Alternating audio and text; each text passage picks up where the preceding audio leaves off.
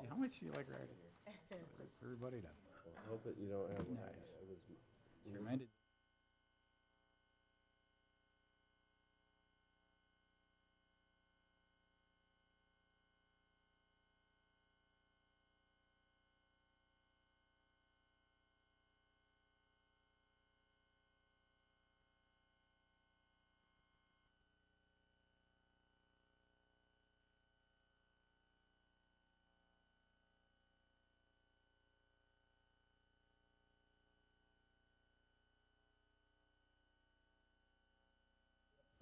If you want to bring that up, good comments, we need a motion for that.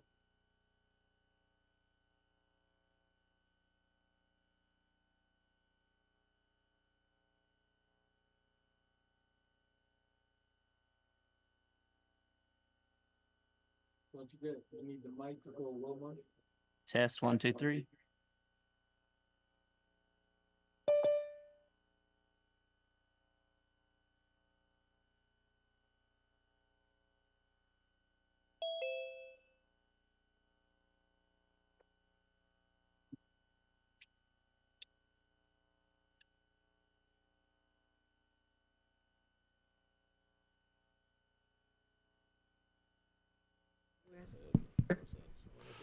Good morning, Deputy Mayor. Can you hear us? I can hear you. Can you hear me? Yes, thank you. Stand by, please. Sure.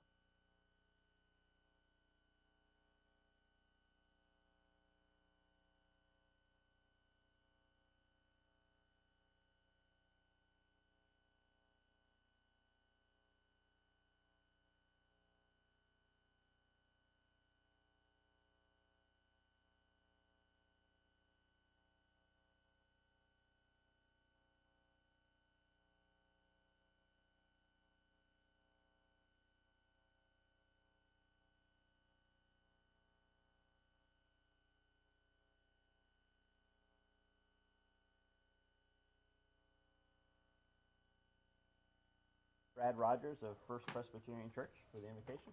Morning, sir. Good morning. It's good to be with you. Thank you for the privilege of being here, and let me offer a word of prayer.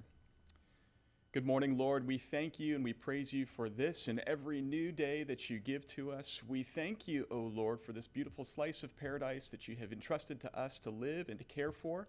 And we thank you, O Lord, for those whom you've called to public service, including our mayor, our council people, the city staff, the law enforcement, and those first responders who are in our community. We ask, O Lord, that you would guide them, protect them, care for them, and lead them, especially through this meeting.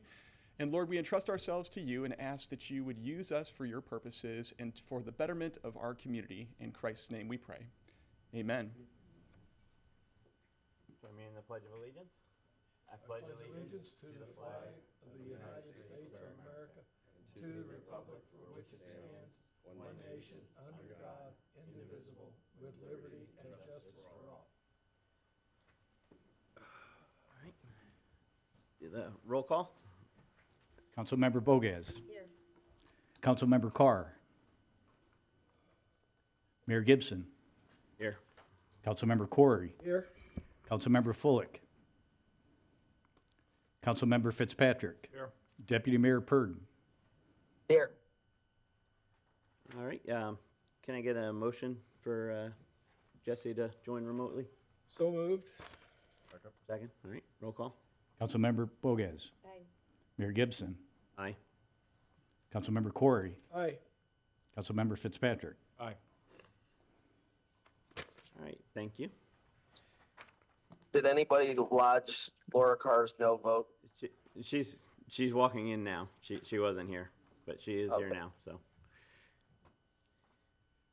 All right. Public comment on agenda items. Good morning, Council. My name for the record is Deb Orton. I'm a resident of Bonita Springs. Can everybody hear me? Is that okay? And president of Friends of Burt. So the first thing I wanted to do was to thank you all for the great work that you did at the strategic planning session. My husband and I were here for the first couple of hours, and it was really inspirational. It was really great to hear you discuss strategies for improving our city and increasing revenue to pay for the amenities that we need. I'd like you to consider our Rail to Trail project as an investment in our city. Imagine more than 2,000 additional visitors per day arriving via the trail, all with Visa cards in their pockets, ready to spend and see our wonderful city. Imagine the impact on the Wonder Gardens, the current and future retailers and restaurants. Sarasota County's Legacy Trail originally estimated an increase of 250,000 riders per year to justify their trail extension. Instead, they quickly realized through trail counters that they were achieving well over 700,000 visitors per year, and that continues to grow. Friends of Burt, jointly with Kimley Horn Consulting, conservatively estimate that Burt will bring in $9 to $14 million per year to the region. Bonita Springs will meet all of the requirements to become a Florida trail town. Today there are 21 designated Florida trail towns. Those become part of a Florida marketing program that goes all over the United States and Europe. Winter Garden and Dunedin are two examples of trail towns who have transformed their economies. We watched a PBS special that was sent to us by one of our friends of Burt about Winter Garden. The longtime mayor of Winter Garden took her entire council to Dunedin to show them what's possible. Both cities were negatively impacted by the citrus crop downturn and are now thriving due to the Pinellas Trail and the West Orange Trail. Today you will hear from Councilperson Corey about the three jurisdictions, Collier County, Bonita Springs, and Estero, coming together to move this trail forward, and I hope you'll support his comments. Thank you. Thank you. Anyone else? All right, seeing none, we'll move on to public hearings. Mike, do you want to read the ordinance? This is the second reading of a zoning ordinance of the City of Bonita Springs, Florida, rezoning approximately 1.04 acres plus or minus from two-family conservation, TFC-2, to residential planned development, RPD, to preserve the existing duplex structures and to allow two deviations. Located at address 27036/038 Williams Road, 27020-028 Williams Road, and 27001/031 Sun Aqua Lane, Bonita Springs, Florida, 34135, and providing for an effective date. Thank you, Mike. Before going forward, this is a quasi-judicial hearing, so if there's any members of the public or any members of the applicant staff who wish to speak on this item, you need to be sworn. Please stand and raise your right hand. Do you swear to tell the truth, the whole truth, and nothing but the truth? I do. Any members of the public who came to speak on this item? Okay, thank you. Good morning, everybody. Mike Fegon with Community Development for the record. As Mike had read in with the title block, this is a request to rezone a little over an acre from the TFC2 two-family attached residential district to a residential planned development. We sort of discussed this in a little bit more detail at your first reading back on February 19th, but the purpose of this has to do with 10 units spread out over a few different parcels that were built between 1969 and 1976, all duplex structures. They all predate the incorporation of Bonita Springs. And under the current TFC2 zoning designation that is bestowed on the properties, there are several non-conforming issues that are occurring throughout. So essentially, when this was brought to their attention, they had two different paths they could have taken. One was to request a multitude of variances to bring before you, somewhere in the neighborhood of 6, 8, 10 different variances. Or the cleaner option from our perspective was to request to rezone the property, provide a unifying set of development regulations, and remove the non-conforming issues that way, and just go forward with a nice unifying ordinance for consideration going forward. There is no new development that is proposed as part of this plan development request. Their main goal is to essentially remove the non-conforming issues from the existing duplexes and maintain them in perpetuity. However, in the advent that there is new development in the future, staff had included several conditions in the ordinance for how to deal with the future development and making sure that it is compatible and consistent with what's around it. So even though it's not contemplated in the near future, we wanted to go ahead and make sure that was addressed anyway. The applicant has agreed to all of the conditions that are in the ordinance. Zoning board heard the case back in January, voted unanimously for it. So with that, I can turn it over to the applicant for a more detailed presentation, or if you have questions and answers, we're here and we're happy to help. Did we do the presentation at the first reading? I don't think we did. I think Councilman Purdon had some questions. We were going some back and forth, and that seemed to be to the satisfactory of the board at that time. But we're happy to go for the presentation if you'd like us to. I'll make a motion to approve. Second? Motion to approve. Okay, we have a motion and a second. Any public comment? All right, seeing none, roll call. Councilmember Carr. Aye. Mayor Gibson. Aye. Councilmember Corey. Aye. Councilmember Fullick. Aye. Councilmember Fitzpatrick. Aye. Councilmember Bogaz. Aye. Deputy Mayor Purdon.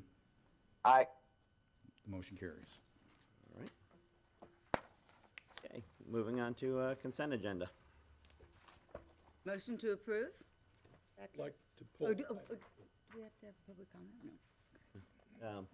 You're pulling an item? Yeah, I'd like to pull item 7B, the minutes from the strategic planning. B, okay. Anybody else that want to pull anything? All right. I'd just like to pull the, I don't need to pull the Eagle thing, but if Chris could talk on it, that'd be awesome. Okay, well, yeah, you can talk on it afterwards. No worries. Okay, so we're pulling B. Yeah. All right, is there a motion for the remainder?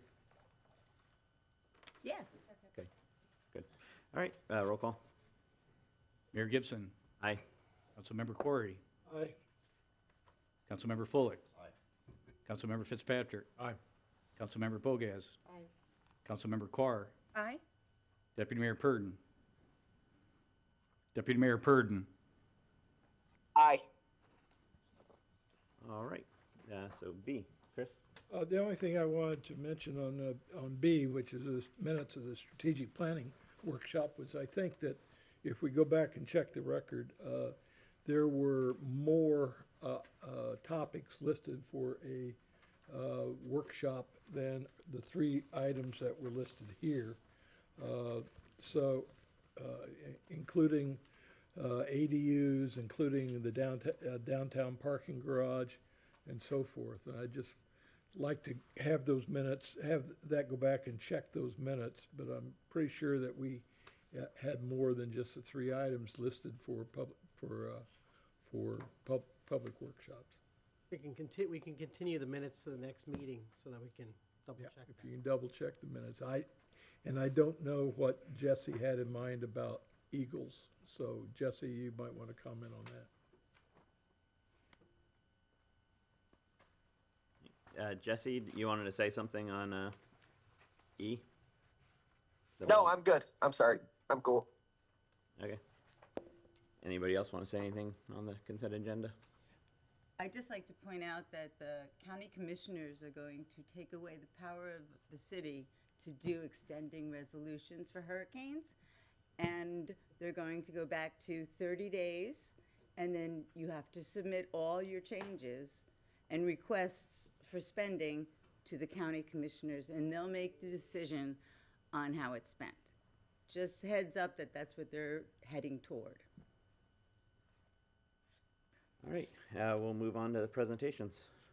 A, we have neighborhood services. Morning, Tony. Thank you, Mayor and Council. At this time, we'd ask that Tony Backhurst, Director of Neighborhood Services and Emergency Management, give you the annual presentation. It will involve some statistics as well as zones and information regarding updates in the program. And then also we have our code enforcement staff here today as well. Good morning, Mayor and Council. For the record, Tony Backhurst, the Director of Neighbourhood Services and Emergency Management. Every year we'd like to give an update on what we did the prior year and provide some statistics, and we now live in, and rightly so, an accountability and efficiency era, so we're just going to show kind of how our department breaks down in terms of workload, and introduce, we've got some new staff along as well. So this is for 2024, and our department basically breaks down into three main areas. We have code enforcement, and there's a list of the main things that we will deal with when it comes to code enforcement.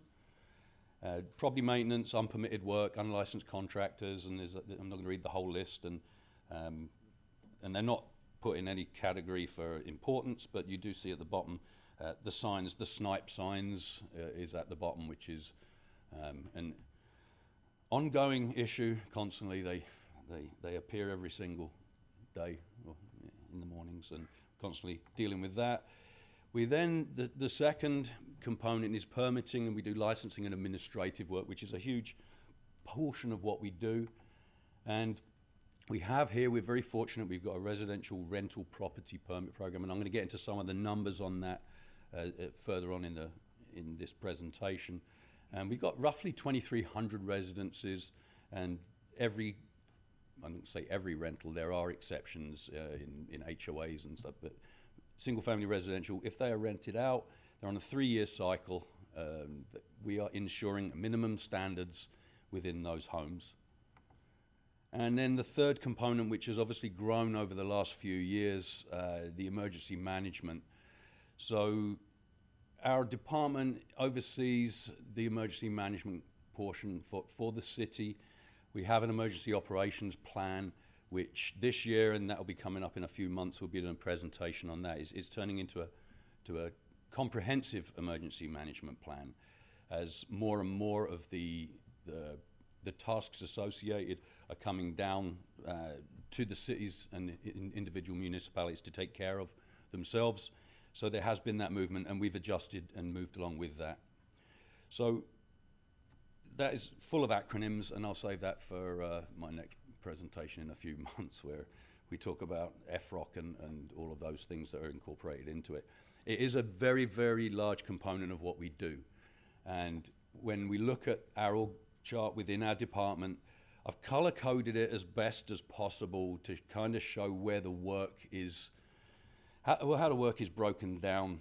And the red is emergency management, blue is code, and then green is the permitting, the administrative component. So you can see there's some devoting a portion of their time to one and the other, and we try to keep the code separate. However, some of that work also does cross over.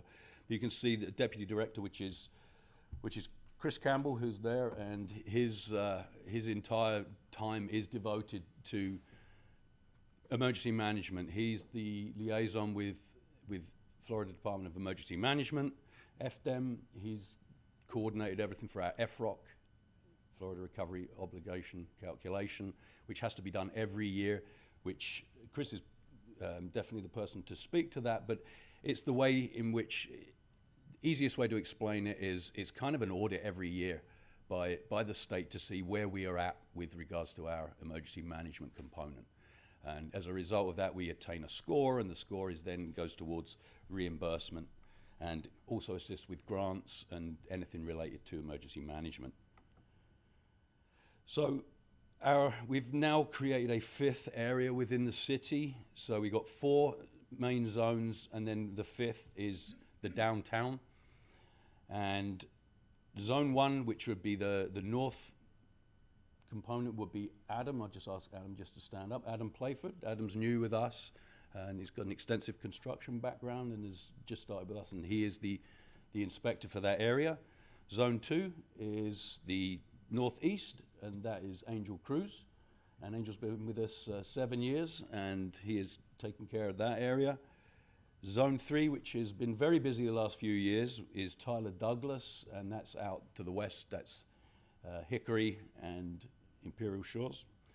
And 4 is Abelardo Diaz, and he is the southeast inspector, and Abelardo is newly joined and working along that. Now, the fifth is our senior inspector, which is Paul Walsh. He unfortunately cannot be here today, and Paul comes with an extensive law enforcement background, and as senior inspector, his other job is when the inspectors get tied up on a lengthy, something that's going to take more time than otherwise an inspector probably should be spending, it will go to Paul, and Paul would be the one that would take on the more convoluted cases. That frees up the inspectors to continue with the unpermitted work cases, the property maintenance cases. And it's been working fairly good. And I'm going to get into some statistics as well down the road so you can see exactly what the numbers come out as. So many times people get frustrated with the length of time it takes for code enforcement cases to proceed. Florida State Statute 162 is designed for compliance. People's individual property, there's constitutional protections as there should be, and everything we do has to obviously afford people the right to comply.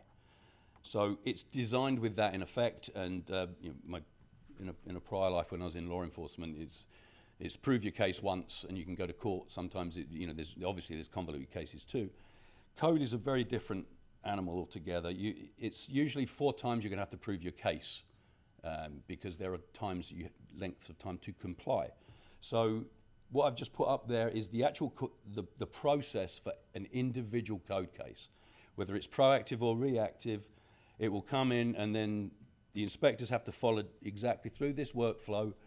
And as you can see, it's fairly convoluted, and it's designed that everybody's rights are protected, and we are doing nothing untoward, and we're following the procedure as a state statute dictates. And due process, the noticing times are in there for us in terms of when we are proceeding with formal cases. And so when we provide people 30 days, it's because there's a noticing component, and that's why everything can seem to take a long time. Now, we hold 6 hearings a year. They're done every second month, and we do have, and I'll get into the compliance statistics further on, but we do have an incredibly high rate of compliance within the city. And we have informal and formal cases. So an informal case, ideally, we can go out, and it can be a one and done. We can go out there may be an issue with a property maintenance issue. We make contact with the property owner, say, here's an issue, and they'll correct it. Second, go out just to see that it's complied. That's the ideal scenario. However, if it doesn't occur, then there will be we'll go into the formal process. If at the end of the formal process we will go into, so no progress occurs through informal efforts, we will send out a notice of violation. There will be time to comply for the individual.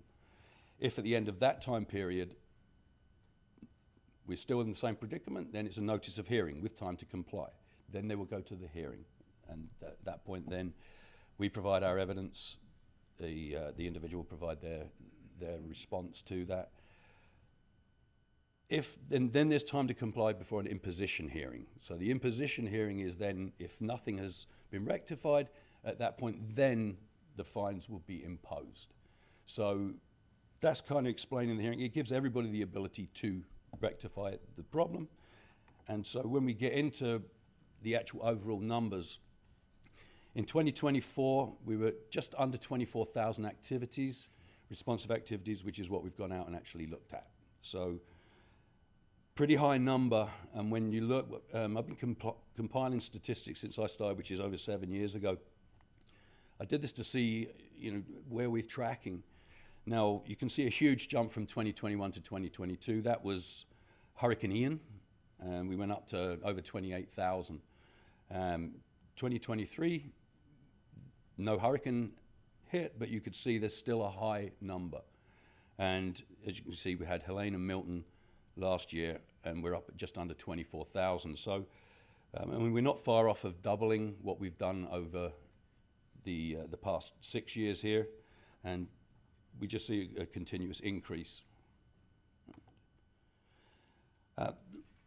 In order to try to be as efficient as possible, when we look at statistics, we initiated to see if there's any seasonal activity for resource deployment purposes.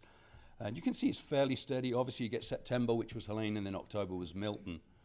And aside from that, February and March were the lower numbers, but other months it's been May, June. There's no real rationale behind it. We have seasonal activity, obviously the winter, we have a large amount of tourism down here. Haven't seen a huge spike, whether it be winter or summer. So it's pretty consistent throughout the year. And so the formal cases, the ones that have actually gone through the process, we were looking at over 1,500 last year. And as a result of that, we had just under 8,000 inspections. So it's approximately 5 inspections per formal case. So if wondering how the numbers extrapolate out, it's the same with the rentals, which I'll get into as well. Each case will result in multiple inspections, and they're all timed out, and everything's in a workflow for the inspectors, so everything is documented. So looking at this, how does it compare to the last, over the prior 3 years? And you can see the yellow is 2024, and you can see even over 3 years there's large increases. In the top right-hand corner is a heat map for where those code cases are, which gives you just an overview. It's not indicative of anything other than that's where the larger concentration of cases are. And let's say when you're looking at the total inspections, this also explains how our system works. So total inspections, you look at the initial inspections in the third group, you're at 1,700. That then goes to re-inspections is 4,600. But you can see from a re-inspection to a compliance inspection, it drops off precipitously. We get a very, very high rate of compliance within the city. And we also understand some of the things that people are having to rectify cost an awful lot of money to do. And there has to be some level of understanding and empathy within doing that. I've said it many times before, but not everybody has $12,000 sitting at hand to repair a fence, put a new fence up. So we do allow and afford people time, and there is a period of time, and you'll notice on one of the previous slides it said reasonable time to comply. We'll have people say, well, what's reasonable? Every single circumstance is different. It really is. So we try to make sure that we're dealing with everybody as an individual when we work through this. So our compliance statistics, we're looking at those formal code cases. Involuntary, which you can see highlighted in the aqua color there, it says 66. That means the number that have gone to hearing. They've actually gone in front of our special magistrate. And out of all of those code cases last year, we had 10 that did not comply. So that's 99% compliance. And that's a very, very high rate of compliance. And we continue to work with with our citizens to make sure that things are getting resolved in as the best manner possible, and to expedite, but understand everybody's got circumstances. So rental inspections, this is something not many people are really aware of with our rental ordinance. We are fortunate that we have it. It does enforce minimum standards. But in terms of our rental inspections, the initial inspections, 54% of them passed. So if we've got the number we've got, which is 2,300 in a 3-year cycle, if you do the maths, you're around 700 and something. Initial inspections would be doing 700 of initial inspections. If 54% are passing, you can figure then we're doing re-inspections, we're up around 1,200 inspections just on rentals. And this is separate of code cases. And our rental inspector is actually here. This is Kyle Easterly. And Kyle is the one that is taking care of that. And Mike Guerrero, who's the field supervisor, he assists with that as well. And he was the prior rental inspector. So let's say it's a 3-year cycle, 2,300 rental properties. And there are other properties that exist that we don't know about and we are looking for as well, and to make sure that people are living in acceptable standards. There's a heat map to show where the rental inspections have occurred. And so when we talk about what are minimum housing requirements, one of the big things that we see fail is smoke detectors. They haven't got smoke detectors in there. Ingress, egress, where unfortunately the windows are blocked, there'll be doors that will be blocked off. Overcrowding is another one. Electrical, plumbing, when they go in and do the inspection, they do make sure that these are working, and that the electrical, they test the outlets as well. So it's an overall inspection to make sure that people are living in conditions that meet our minimum standards. And so just to give you an idea of some of the issues that we have seen, we do see overcrowding. It's going to be a fail on overcrowding. And some of these, you can see less than ideal. The bottom right-hand corner, somebody's put in a kind of an ensuite themselves. They've just put it in. This will also lead into unpermitted work cases as well. As you can see there, you've got beds where there would be, you're looking at probably 6 people in about 8 square feet. And also right in front of the window, you've got some custom plumbing there with the wrench attached to the shower, and bunk beds in a kitchen. And there's a picture of Mikey there. You can see the plumbing is less than ideal. You can see mold. We see infestation as well of cockroaches and other things that shouldn't be in your house. We've got somebody who's done a bit of a lash up there with 220. They're doing their own thing with their electrical. These are taken at initial inspection, so you can imagine how they've been when we get in there. You can see the middle picture on the top. You got the drywall's all smashed in.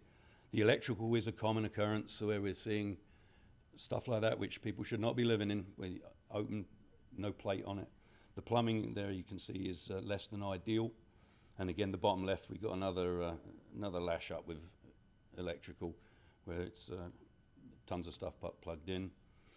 One of the other things that we do that Jason Albert has done, he's our project manager, the private stormwater conveyance. All of our conveyance here, we've got private that merges into city. We want to make sure that it's actually, every single year we do this, and I'll show the pictures. This is a very, very cost prohibitive thing for people who own property, because we got invasives, Brazilian peppers, and they will take over in no time at all. And so Jason has done this for many years now. We make sure that it's working as was intended, to keep it as clear as possible. So you can see, to take down all of that, the before and after pictures sometimes are fairly dramatic. You can see that they've cleaned it all out there. And again, the after pictures are great. And once usually this has been taken care of, it's cost so much money to get this done. It's every February, March time, Jason will send stuff out to the people to keep it up. It's far easier to maintain than to actually go in and take all of this down. And you can see that was one that we actually abated the city ourselves. And this one, they couldn't even get in to take the picture in the original, but the after picture's very nice there. And we're usually doing 150 to 200 of these a year. So that covers off our statistics. If anybody's got any questions. Nigel? Yeah, morning, Tony. Question for you. On the 6% of failed re-inspections, would you say that those 10 cases from last year are part of that, the non-complied? Off the top of my head, I would say that a couple of them are, yes. And if they haven't complied, then we're going to a hearing? Is that Yes. the first part? Yes. Yeah, and then there'll be fines imposed, and then there would be a lien put on the property. And there is a provision in the rental ordinance whereby the city manager, Arlene, has the ability to revoke permits in case of repeated nuisances. And we have exercised that as well. The overpopulated rental properties, how are we dealing with that now that we're sort of getting back to normal? I know there aren't that many, but we do have them. We will not pass a rental inspection if it is overcrowding. Those people will have to find alternative accommodation, and we simply wouldn't allow, like the pictures you've seen. That's a failure. It has to be, and we document everything with our pictures as well. That it is an acceptable amount of people. It's 2 per room in essence, to probably oversimplify them, but that's usually the case. 2 individuals per room, and there are provisions within there where it's familial relationship within there as well. So it'd be a family to rent. Thank you. Laura? Hi, Tony. I just want to say your staff looks great. It's like, whoa, what's going on here? Very cool. And they do a great job, and it's nice to put names and faces. So thank you very much. It's a great job. And you seem to treat people the way a charming small town would. So commend you to reinforce our sort of philosophy here. Thank you. Jim? Yes, Tony, I've got a couple questions or clarifications. One, since we're actively back out there doing our inspections, you've got a series of standards that have been in place for a while. Is there a need to revisit any of our current standards we have for rental properties in order to facilitate what you've seen out there in the recent history? I'd somewhat defer to Derek on this, but we have a rental program which very few municipalities do have, and there are regulations that have prohibited it from others from going in. So anything we change could put the ability for us to maintain a rental program into jeopardy. So we do keep the standards are minimum housing standards, and as they change, so will our interpretation is going to match that. But at the end of the day, like I said, what you're seeing is not going to pass. To strengthen the rental ordinance, we don't really want to mess with something that we could possibly lose if it's challenged. For those that go to the final hearing and the fines and recovery of costs and so forth, is there a need to revisit what those actual costs are versus the fines and fees? I'm engaged in mitigations of these on a very routine basis, whereby which invariably it'll be $250 a day it'll have run, and some of these run for an extensive period of time. So we're talking about large amounts of money, and so our recovery of costs is we have our hard costs, which we will recover, and then there's the $250 a day that we'll run to, and then there's a mitigation, and that has to be approved by the hearing examiner as well. So, okay. Yeah. Of the violations, are many of the property owners / landlords repeat offenders? I'm loath to say many of them. I'm going to say we do have individuals that are, for want of a better term, frequent flyers, and that we're aware of. Repeat offenders are dealt with differently when it comes to dealing with code cases.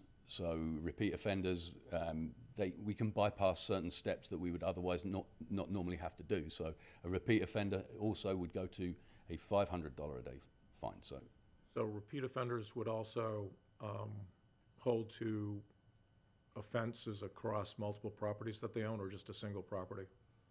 Off the top of my head, I can say there's some that there's multiple properties. Yeah. Okay. For those, quote, issues, in terms of problem landlords, do we increase the inspection period from once every 3 years to annually? We have the ability within the rental program that if there is something that we are aware of, we can request to go in and do an inspection just on the basis of the evidence that we have. So it doesn't mean that they can pass an inspection and turn it into a dilapidated property and we're not going to go in for 3 years. If we see something that has completely gone downhill, we would then provide notification that we're going to come in. I think it's a 24-hour notice. We can go in and look. Thank you, Tony. Chris? Tony, in the past, you've talked about examples where owners of properties understand how to play the game with the hearing process, get continuances, so on and so forth. Some of the pictures that you showed, especially with respect to electrical and 220 hookups and so forth, present life safety standards problems.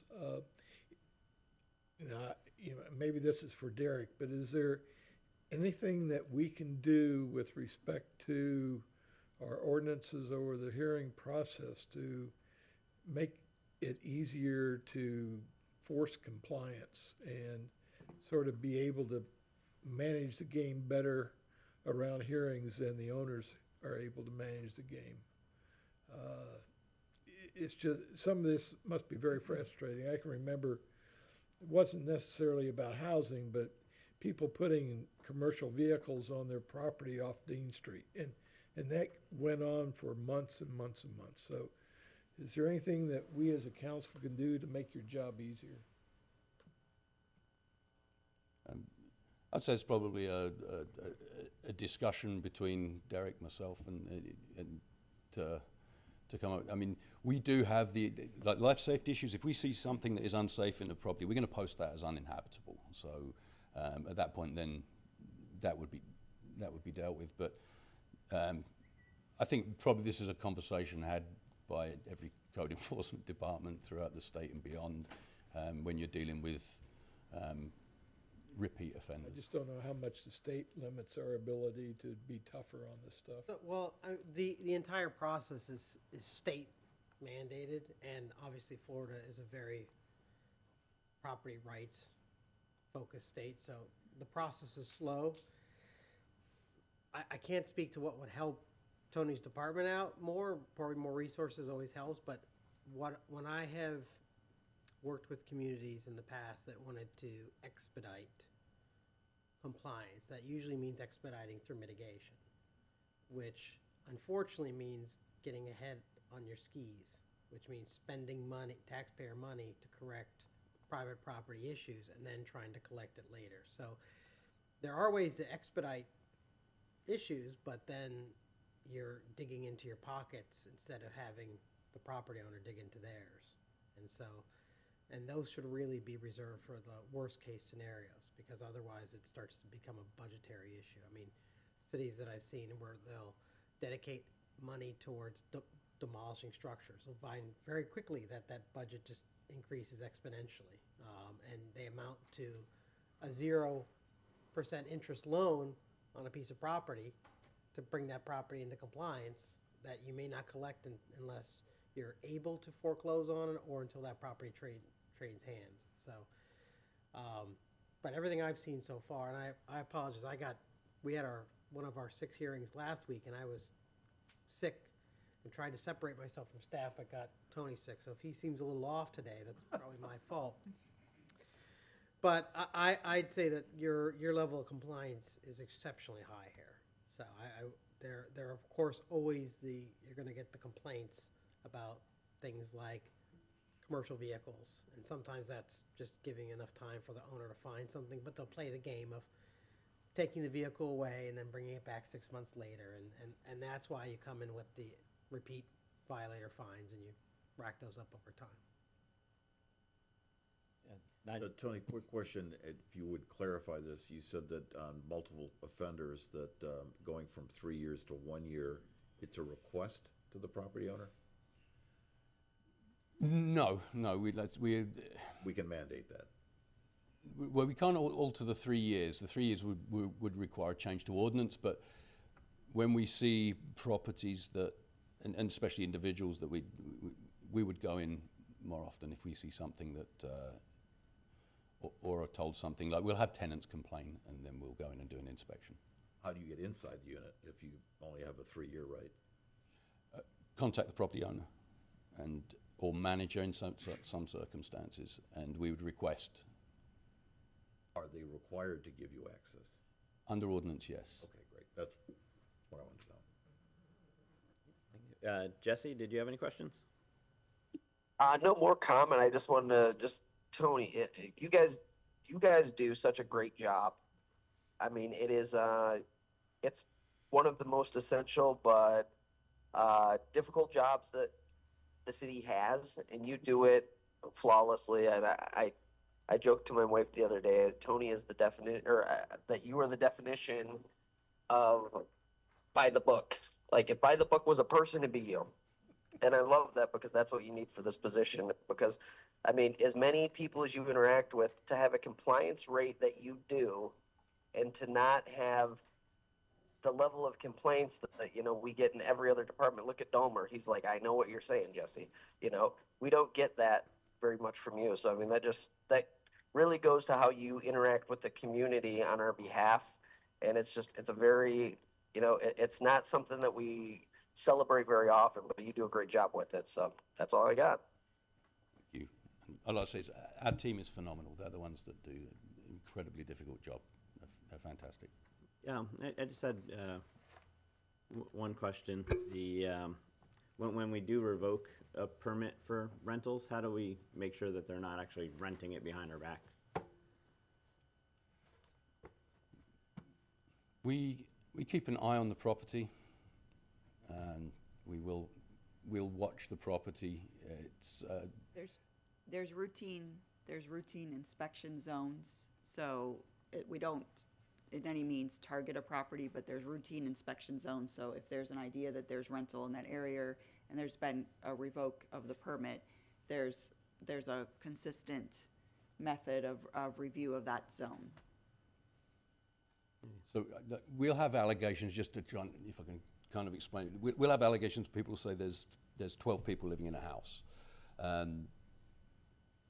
We will watch the home, because it's not that we disbelieve what we're being told. We have to prove what the case. So something like overcrowding would require us watching the property. You're going to look that, you know, if it's a 2-bedroom house, you're going to see that the trash that's being put out on a regular routine basis is equivalent to that of what a normal house would produce. Now, you can have a Super Bowl party, obviously it's going to be, but so we watch over a period of time. Vehicles at the residence, any form of transportation, if you see, you know, 25 bicycles lent against the side of a house, is going to be indicative of something. Plus, then there's the incredibly tedious job of watching the property without, you know, doing a form of, the word surveillance is an ugly word to many people, but we watch the property. So if, you know, you see people, we'll ask whoever's providing the information, you know, what time are they leaving the home? So we'll watch the home, evening, early mornings, whatever is required to show a pattern of behavior. And let's say you can have friends over, that's not what we're dealing with. We're dealing with where it's an overcrowding situation. So when we've got a property that is, you know, we've had a problem with, like, especially if the permit's been revoked, if there are people coming in and out every single day, they're still renting it. So. Okay. All right, thanks. Jamie, you good? Okay. Thank you, Tony. Thank you, everybody. Great job.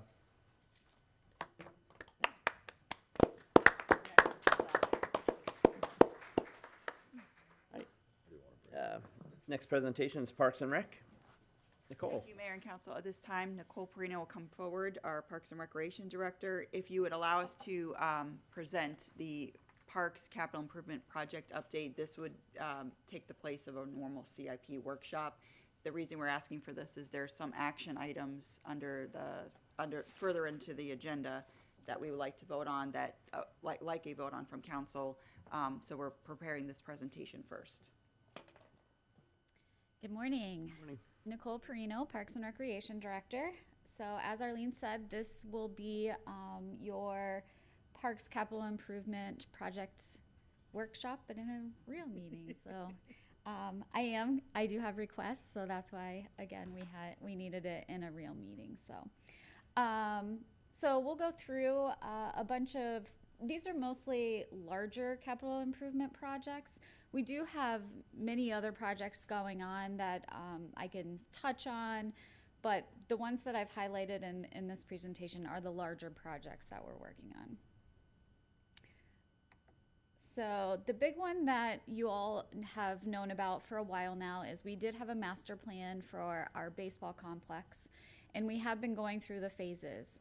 So I just wanted to, because some of you are new on council, I wanted to go through all of those just to show you pictures, so it's not going through each tedious part of it. But for phase 1 of this project, so we did an overall master plan of what we wanted to see and where improvements were needed. So in this process, we nailed it down to different phases. In the first phase, our biggest issues were stormwater as well as ADA. So those were the biggest issues on the site that were safety issues that we wanted to correct. So those were done with various, if you want to get into the details, drainage systems and paver walkways and pedestrian nodes and things like that. And I'll show you some pictures. Also, we did some improvements to the fields themselves. We relocated some backstops because we needed to have more space to make these improvements. And then, of course, we did aesthetic improvements as well. So here's some photos in phase 1. If you see on the left, that was our original baseball complex. It was built by Lee County. This was one that we did take over from them. And then you can see a phase 1 project on the right. So it is a big improvement and much more accessible. On the next slide, this was the before. You can see the drainage went right through the middle. It was sloped, not ADA compliant. And in the after, you can see large open spaces. Then we moved on to phase 2. And in this phase is when we really got into the fields themselves. They were needing drainage upgrades, irrigation upgrades, pretty much a lot of upgrades when fields were built a long time ago in the 80s. So here's some photos that we did in phase 2. You can look on the left, you'll see photos that we did during phase 1. So I didn't go all the way back to the beginning, but phase 1 versus what we did in phase 2, where you actually see new dugouts being put in and much more open spaces. Here's a few more photos. So in phase 2, on the left, you'll see the dugouts, what they look like from the beginning, and what we did after. You'll also notice that we changed out all of the fencing. So all the fencing was upgraded as well, and going from regular chain link to black vinyl fencing. Some more photos in phase 2 of just showing some of the open space improvements. And then on to our field improvements. These are both after photos. So this is the after, and this was done now probably a year and a half, 2 years ago. If you went there today, the fields look exactly like this. Our staff does maintain them very well. So I'm very proud of my maintenance staff and how they keep up with our facility. So phase 3, this was the next phase that we've completed. This included the new LED lighting. So we took out all of the old metal halide lighting, and now it's all new LED lighting. As well as we didn't have the shade structures in this area, so we call them spectator areas. So they have bleachers that are ADA compliant, and they do match all of the dugouts. As well as in phase 3, we have completely transformed the restroom facility. So inside the restrooms, we have completely upgraded everything, and these are the new upgrades to the baseball facility. And we have received many, many thank yous for this part. People are very happy that we upgraded the restroom facility. So what we're looking for now, we are on to phase 4.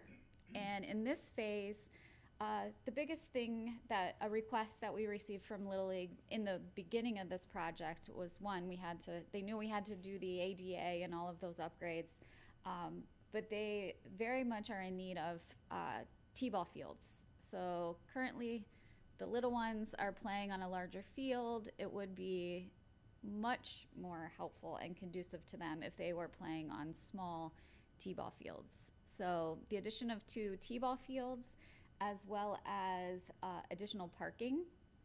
So that's in this phase as well. Upgrading the batting cages, they are existing, but upgrading those, as well as working with Matt and his staff to continue on the paver walkway connections all the way to Pine Avenue, because that's a project that Matt and his staff are working on with multi-use paths on Pine Avenue. So we're kind of working in tandem on that one. And then again, we also have additional future renovations should you choose to keep going with phases in terms of bullpens for each field, connections to other parts of the park, specifically to the playground area, because you have one child in Little League and the other one playing on the playground, and it would be much better if the connectivity to all those areas were better. Or they're at the outdoor pavilion, which is right next to it. So this park is large, it is 40 acres, so connectivity throughout the park would be nice. So next I'll go on to the pool. So this is another large project. So currently the picture I have here is the existing pool that we have. One change you'll notice if you drive past is it does not have a green roof any longer. We did have to put a new roof on the building. So the roof is now gray, but it is a new roof to that structure. And that was just something greatly needed from our facilities assessment until we could come online with a new facility. So in this, we've had many discussions and iterations of kind of what we're looking for. So what we've kind of nailed down somewhat is the zero entry kiddie pool with the interactive play structure, which has been in the works all along.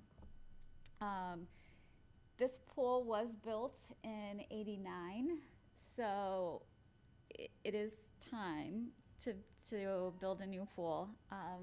Our staff has done a phenomenal job of doing what they can to keep it going. It's functioning very well, but it is only a lap pool. It is not a kiddie pool. It's not a regular resort style pool. It is a lap pool. So what we're looking at doing is replacing this with a competition pool so that it would have 8 to 10 lap lanes with starting blocks, because our high school does use this as their home pool. And currently, in the state we're in right now, they cannot use this for meets. They can only use it for practice. And then lastly, a third component to this would be more along your lines of a resort style pool with some sort of lazy river. So this would completely upgrade this into a aquatic facility, not just a city's pool. And I'll go through, I've been working with Kimley Horn. So we've gone through, and I'll show you pictures of different pools they have done for municipal, as well as they've done, HOAs and things like that, but we're looking more on the municipal pool side. One that we've taken a pretty big look at is for City of Northport. It was recently done in 2019. It was completed, and these are some of the things that we are emulating and would like to see here. A little bit different style, but similar. So this would also, we would be tearing down the existing building and upgrading to a new facility with locker rooms, family restrooms, which we are required to have, as well as new office facilities and things like that, because, bigger, more pools and different amenities, this will increase our staff at the pool. So here's some pictures from Kimley Horn that we've looked at, and just to make you aware, I've been working with them on a proposal. I didn't have it in time for this meeting, so we do hope to have it on your April 2nd meeting for approval for their proposal for a concept plan. So here are some of the type pools that I was talking about. This pool is your competitive lap lane, as well as it's connected to in what we call a resort style pool. So more just this was where we would have water aerobics classes, just people coming and wanting to spend a relaxing day at the pool. So those two are connected. And here's one showing the lap lanes with starting blocks, so that way you can see what the competitive lanes would look like. Moving on, here's the interactive kiddie pool that was in our original plan, very similar to this one, zero entry, So it's just, again, we don't want to take out that feature of the pool because we feel it's greatly needed with the little ones in our community. This is the city of Northport. This is their schematic design. If you do go on there, they do have a pretty extensive website that shows more pictures and photos. And we have information from them in terms of what they charge, what their fee structure is. So in terms of, in our strategic planning, we talked about revenue coming back. We do know those numbers of what they have. So those are things that we can get further in depth with as to what features we choose and don't choose. Here's just a picture of a lazy river and a slide. City of Northport does have one slide. It's not a large one, but it does connect to their lazy river.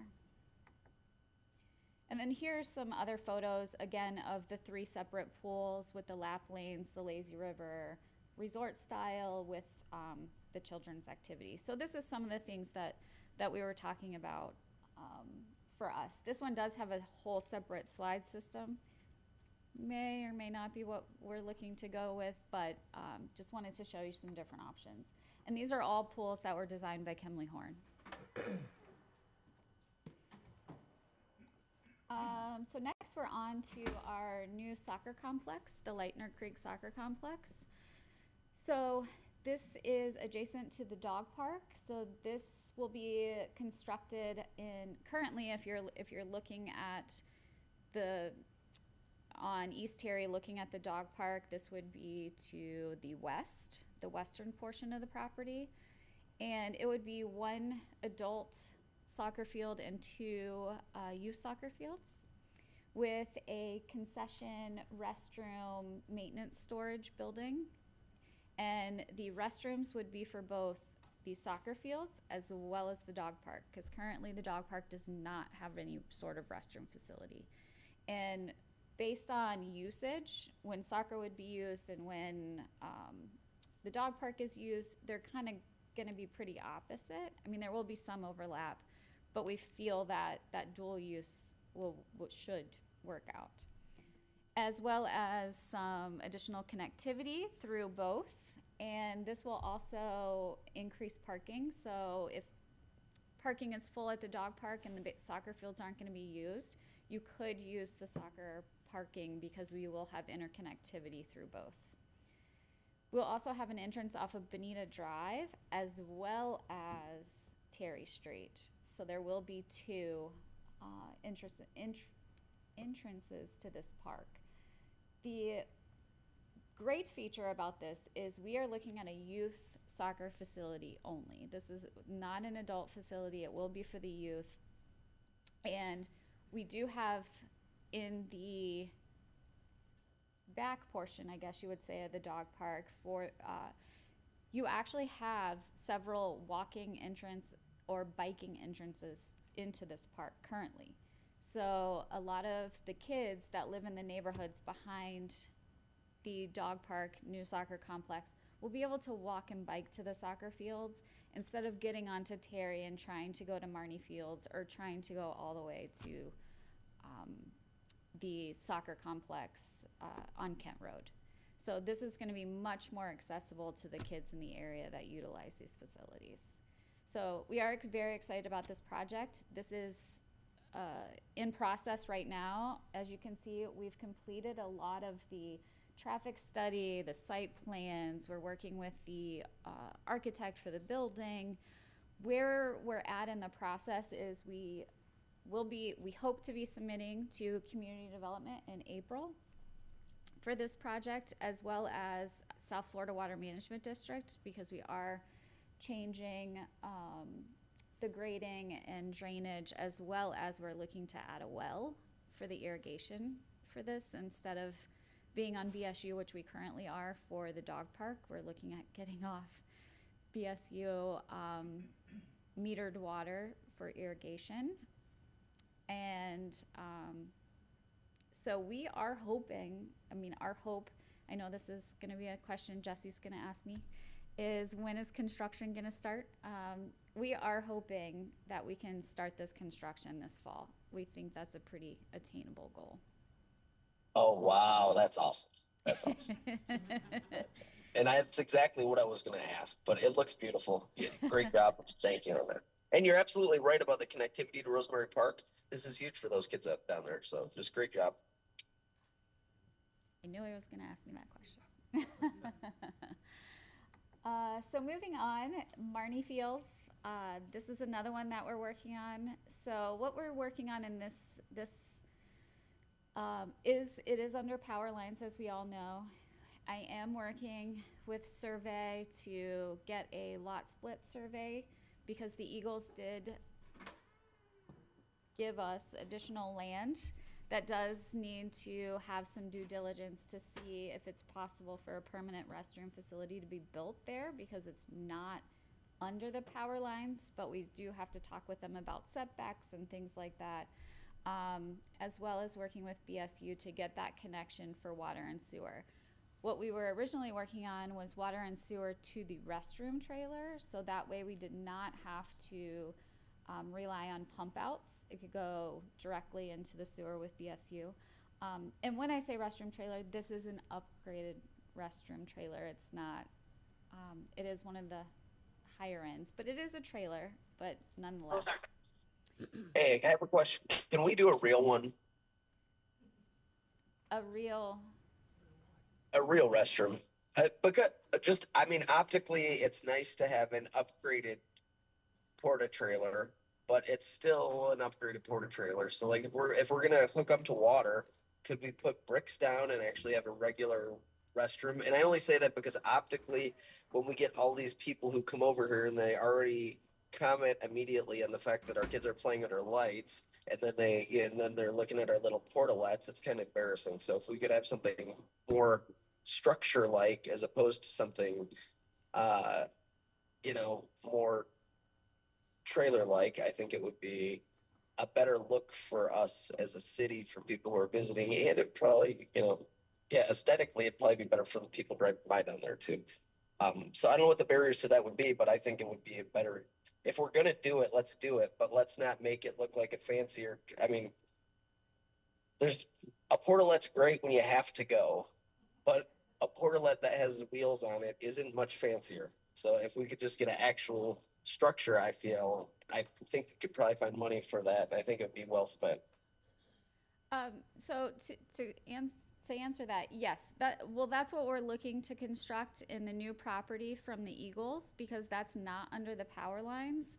So that will determine where those water and sewer connections go, because that's to the northeastern portion, whereas this is the southern portion of the property. So yes, we are looking at, if we can, put in a permanent structure restroom. Okay, so those would just go over that as so the trailer is the short term until we get to the actual structure, assuming that all works out. Yes.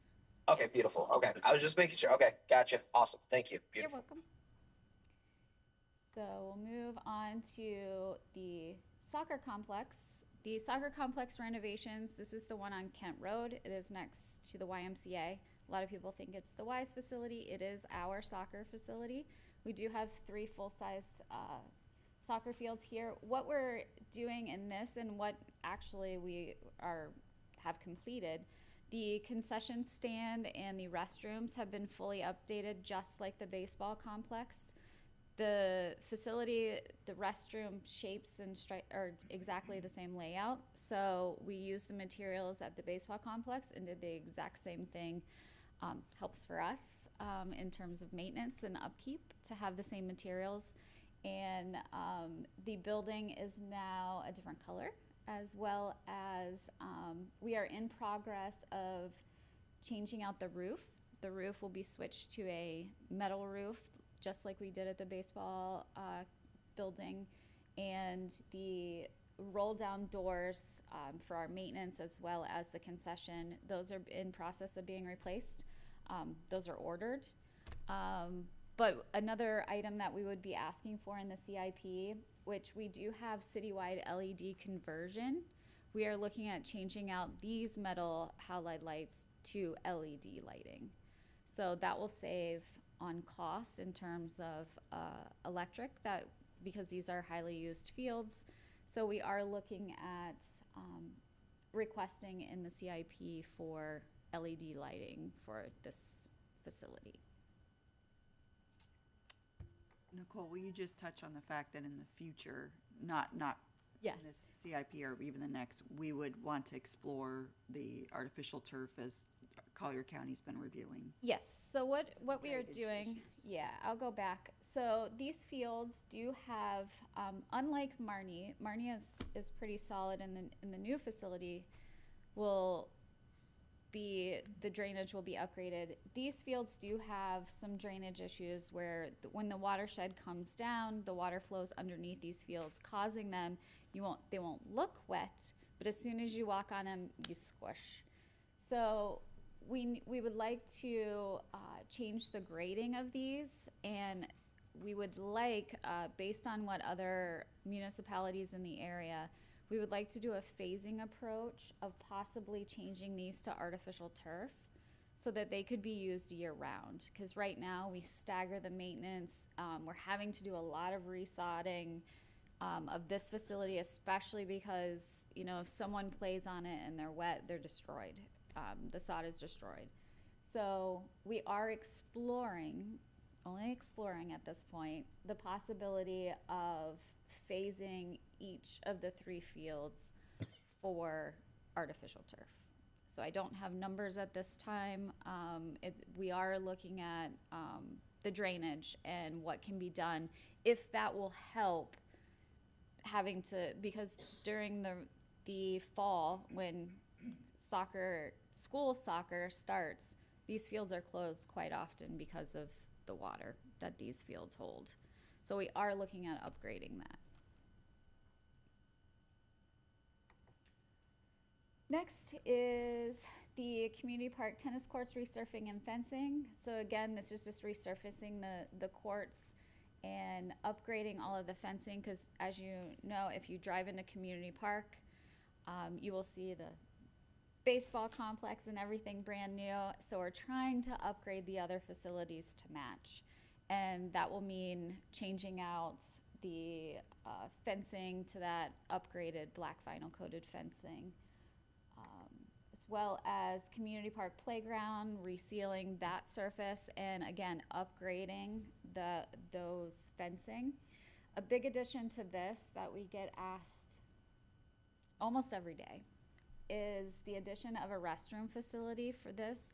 This is our most used playground that we have within the city, and it is close to the rec center, but if you're there when we're not open, then you don't have a restroom facility for the kiddos to go. So this would be a great time to look into the possibility of adding a restroom, a small restroom structure for this to be used. This gets rented out all the time for birthday parties and different things, but again, if they don't book it during the hours the rec center is open, and for really little ones, that's kind of a far walk, that a restroom facility is greatly needed here. Island Park entry, this is one we've talked about a few times, and I just wanted to show you where we're at today, and this is just currently under design.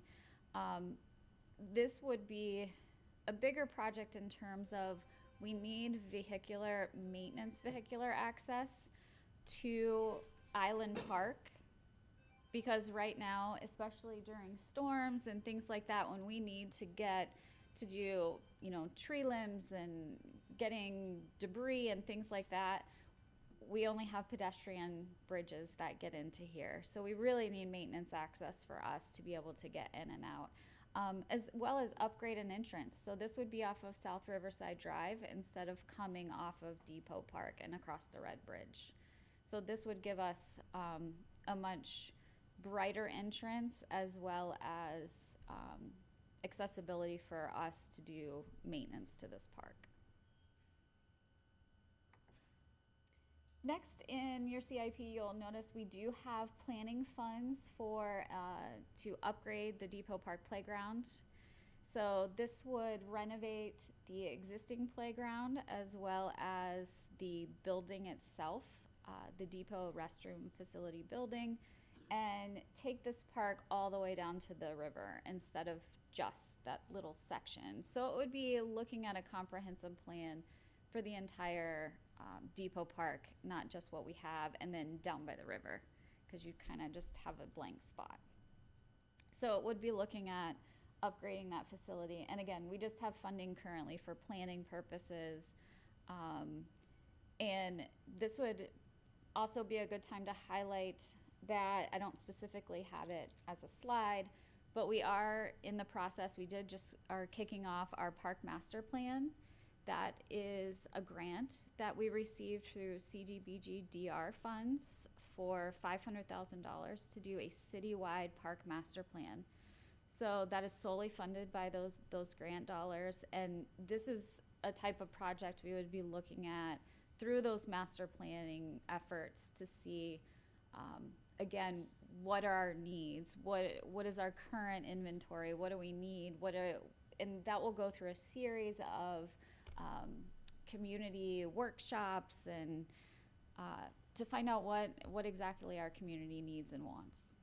So this is a good time just to highlight that and throw it out there that we are starting that process. Everything has been approved. You approved the contract at your last meeting, and we will be working through that process. Can I just ask, was there any matching funds for the 500? Nope. Fabulous. Yep, it was solely grant dollars. We did actually have it out years in our CIP, but it got fast-tracked a little forward when we get grant money. Next, I'll go into the Riverside Park bandshell. So this is a major renovation that we're going to be doing at Riverside Park in the bandshell area. So as you know, RVI was here and did a presentation of the project. This is the existing park and what it looks like. So this is just an inventory of everything we have.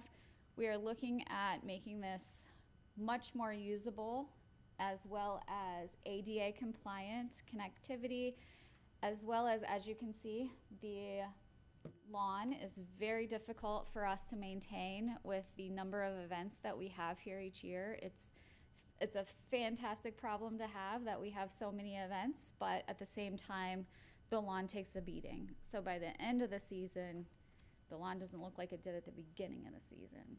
So what we're looking at is, as RVI presented, here is an updated rendering of everything we would like to do.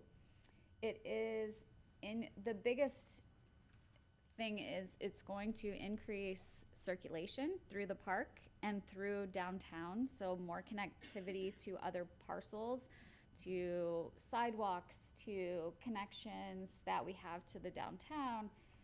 And in the center, that is not going to be regular turf grass, it is going to be artificial turf. So we need that greatly so that I don't have the damage to the lawn that we currently have. This is a bunch of different projects in one. We will be removing the shade structures, putting in different types of shade, shade sails, shade structures. You'll have circulation nodes. We'll be redoing the parking area, the lighting. You'll have bollard lit pathways. You'll have more shade trees. I know there are lots of shade, but we'll be moving those more to the perimeter and having the event lawn space more open so that you can see everything on the stage. So this is a large project endeavor that we're working on, and we were hoping to do this in one phase. Unfortunately, as we've been going through this process, we have found out, and Jay's been helping us with that, Jay Sweeten Community Development, this has its own South Florida Water Management District permit. It's not part of the downtown permit. So we do have to amend that. So in order to do that, we're working with the district on whether or not artificial turf is impervious or pervious. There are lots of details with that. So what we've actually had to do is split this project into 2 phases. So one will be this summer and this year, and this is the ask that I have later in the meeting for you to approve a proposal to do phase 1 of this project. And then I will be asking at a later point for phase 2 to be next summer. So we've had to push this into 2 summers. The reason being, we didn't want to impact any of our events or any, we have a lot of events already scheduled for next year. So that way all of our events will still go, but they will see upgrades. So on the next slide, we will be working from the outer perimeter in, because going in is where the drainage and all of those things for South Florida Water Management is going to be affected. So on the exterior, we can make all of these changes without having to affect that permit. So this will just be permitted through our own community development. So these are the changes that we're looking at. So we will have to remove 2 of the 5 shade structures, and you'll notice those here. Now that we have this new little, you'll see there was a shade structure here. So on that one will be removed because that's going to be a new connectivity, a wide 10-foot pathway that people will be able to connect there. And right now that's a low spot, so we'll be bringing that up. Also, what you'll see is over here is a shade structure. That one's going away because we need to make that connectivity to, and what we're looking at is a future phase for that to eventually connect to the Burt Trail, so, and Depot Park. So those 2 shade structures are going to come out now. And then we're going to completely do upgrades to the band shell itself, the band shell building, and then all the perimeter parking stalls are going to be pavers just like the rest of the downtown, but they're going to be 10 foot wide. So for example, for the art festival, you would have a vendor space. So you could say, here's your 10 by 10 tent, it goes in this space, and you have vendor stalls. So this will help with our events. It is going to take away a couple of parking spaces, but nothing that would make it significant. And then we're gonna do all of the connections. So you'll also see currently over here, there is a crosswalk there existing, but it's a crosswalk into grass. So that's gonna be a crosswalk to a sidewalk that connects all the way down to the Lyles. So much more connective than we are now. In this area will be, this will be raised, so a speed table. The pavers will be raised up, so this will not just be a drag race going down, as well as you'll notice these little dots in different areas. These are gonna be removable bollards so that when we do have events, we can put bollards and it will block those off. So we can block off sections of the park depending on how big the event is and what we need it for. So these are everything that we're putting into phase 1, much greater access for emergency vehicles, as well as this tree. I know I have a lot of circles on here, let me clear them. This tree will be moved. So what we're looking at doing is this tree is currently in a line of sight to the stage and can be obtrusive. So what we're doing is we're gonna start the root pruning process to move this tree over here. So and then it will fill in that space. And so we'll have that perimeter of trees all around. And then you also see a bunch of different landscaping that we're doing in separate areas here that will change the look of the park. So these are all the things that we're looking to do this summer in phase 1. So this will occur, if you approve what I have later on in the meeting, this will be phase 1. And then this is also part of phase 1, but it's just showing you, we are upgrading all the lighting throughout the parking lot, all the way down to the Lyles. So all of those lights are gonna be replaced with upgraded LED lighting that we're putting throughout the bandshell area. We're just gonna go ahead and put them all in phase 1. And those are all the major projects that I have. What I would like to go into next are some of the hurricane restoration projects. Yeah, just a couple of questions, Nicole. Because of having to get the permit from South Florida Water Management District and pushing that turf into phase 2, does that mean we're gonna have to resod the ground after season again? No, we hope, because we're actually going to be shutting down to do phase 1. Okay. So that will give that grass time to actually, with rainy season and things happening, we shouldn't have to do a resod. We should be able to, because we're giving it that rest.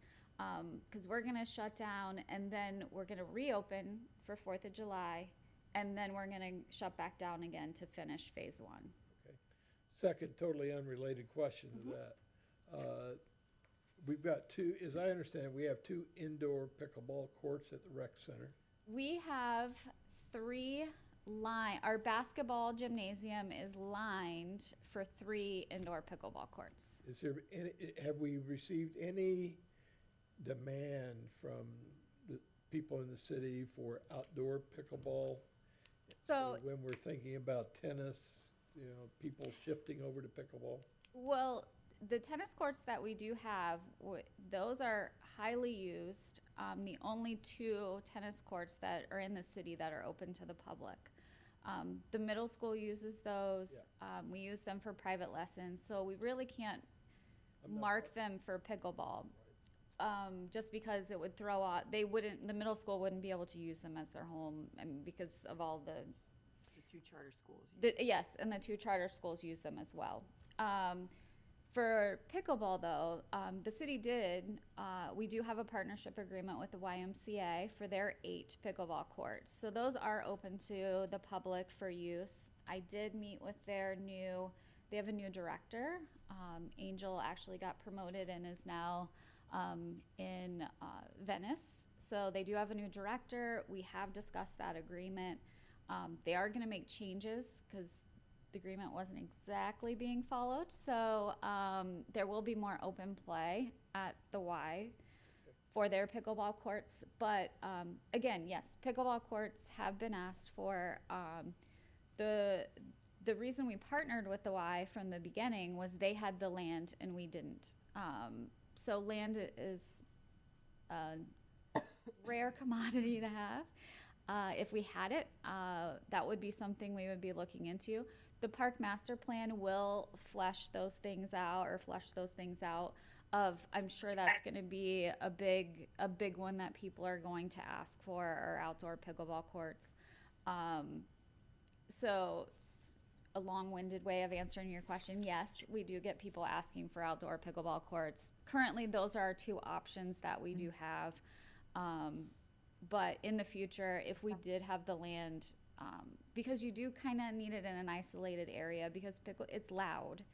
And so it does kind of have to be a more remote area so that it's not affecting any homes.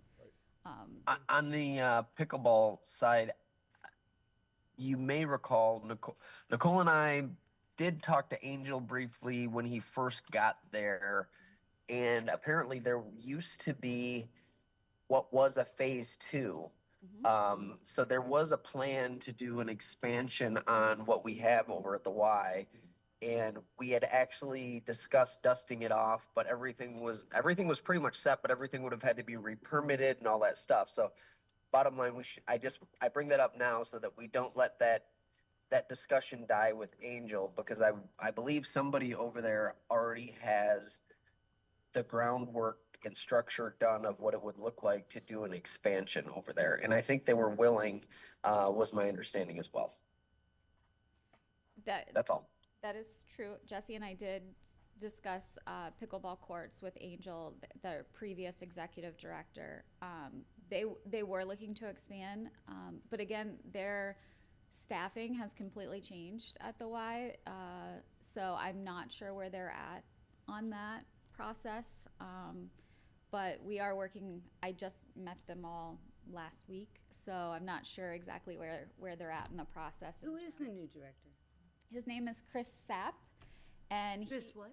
Sapp, and he is not just the director of the Bonita. He also manages Fort Myers, Punta Gorda, as well as Bonita. Is that SAC or SAP? SAP. Sapp, Gotcha. SAPP. Gotcha. Thanks. Yes. Yeah, we were talking about the lighting over the basketball courts, and the light just went on now. We've got a little bit of room over there. Would that be a good location for a couple of pickleball courts? That is actually where we need to increase parking for the baseball facilities as well as that outdoor facility, because there isn't enough parking. If they're using that outdoor pavilion and the baseball fields at the same time, parking is an issue. It's a major issue. So I've seen our grass. Yes. So that unfortunately is where we're going to have to put parking. Plus, if you actually drive over there, is very close to a neighborhood. So it would be pretty loud for those existing homes along there. Just a thought. But yes, that has been looked at. Also, a couple of things I wanted to touch on before we go into the hurricane restoration projects. Again, like I said, we have other projects that we're working on within the park system in terms of upgrading the look, the aesthetics, as well as maintenance. As you know, Laura and her staff did the facility assessment plan. So her staff are working on some of those priority one upgrades to park facilities as well, not just City Hall or the Wonder Gardens and things like that. So we are still going through those, but we are doing, for example, the Bonita Nature Place. We're replacing that roof as well as painting the facility. We will be looking at new perimeter fencing and a new gate, an entry gate, things like that. So more just upgrades, not actually building new. As well as at the rec center, we are looking at completely redoing the front landscaping, painting the building, upgrading the parking lot, things like that. So especially in Community Park, we're trying to build that entire park up with that aesthetic look that we did at the baseball complex and make that overall complete in the entire community park, especially with the huge upgrade of a new pool facility, that just tying all that together. And then I wanted to touch on a little bit, we still did, Councilman Corey, you brought this up in the strategic planning, as well as you did ask me a question. We have reached back out to DPZ to look at the Lyles Plaza area. I actually have a meeting with Javier tomorrow, so that didn't fall by the wayside. We are still looking at that. What I'm actually needing to do with him is go through all of the things we're doing in downtown, including the banyan tree. I didn't touch on that because Matt just gave that presentation on the banyan tree parcel of what's happening there. But I need to get Javier as to where we're at with the bamboo and all of the other areas. So he isn't aware of all of those things that I need to get him up to speed on. Okay. And then I didn't touch on the Burt Trail, just because I understand you have an item after me in regards to an update for that. So I didn't include that in my presentation. You can help me too. I'm deferring that one to you. And then lastly, what I have is I just wanted to go through some of our hurricane restoration projects. I know you all asked about Lee County's beaches and things like that that they were doing. I wanted to go through what the final items that we still have outstanding that we're working on, and they are in the parks. The biggest one that's taking the most time are both of the two boardwalks at River Park as well as at Carpenter Lane. These were highly damaged during Hurricane Ian. At River Park, the pilings have pulled out of the ground. But if you are driving along in a boat along the river, you're gonna say, oh, they look fine, because the actual docks are fine. They were not affected. It's the boardwalk to get there. So the boardwalks through the mangroves were all pulled out, and it's not safe to walk on. If you do, they're all like this and wonky. So we have retained Hahn Wilson and Associates, and they're helping us through the permitting process. Again, you're going through Army Corps of Engineer, you're going through DEP. These are not fast-moving permitting processes to get these back to where they need to be. So I just wanted to update all of you, as well as the public that may think, why is this taking so long? We are also working through FEMA and working through their regulations and how we have to do these things as well.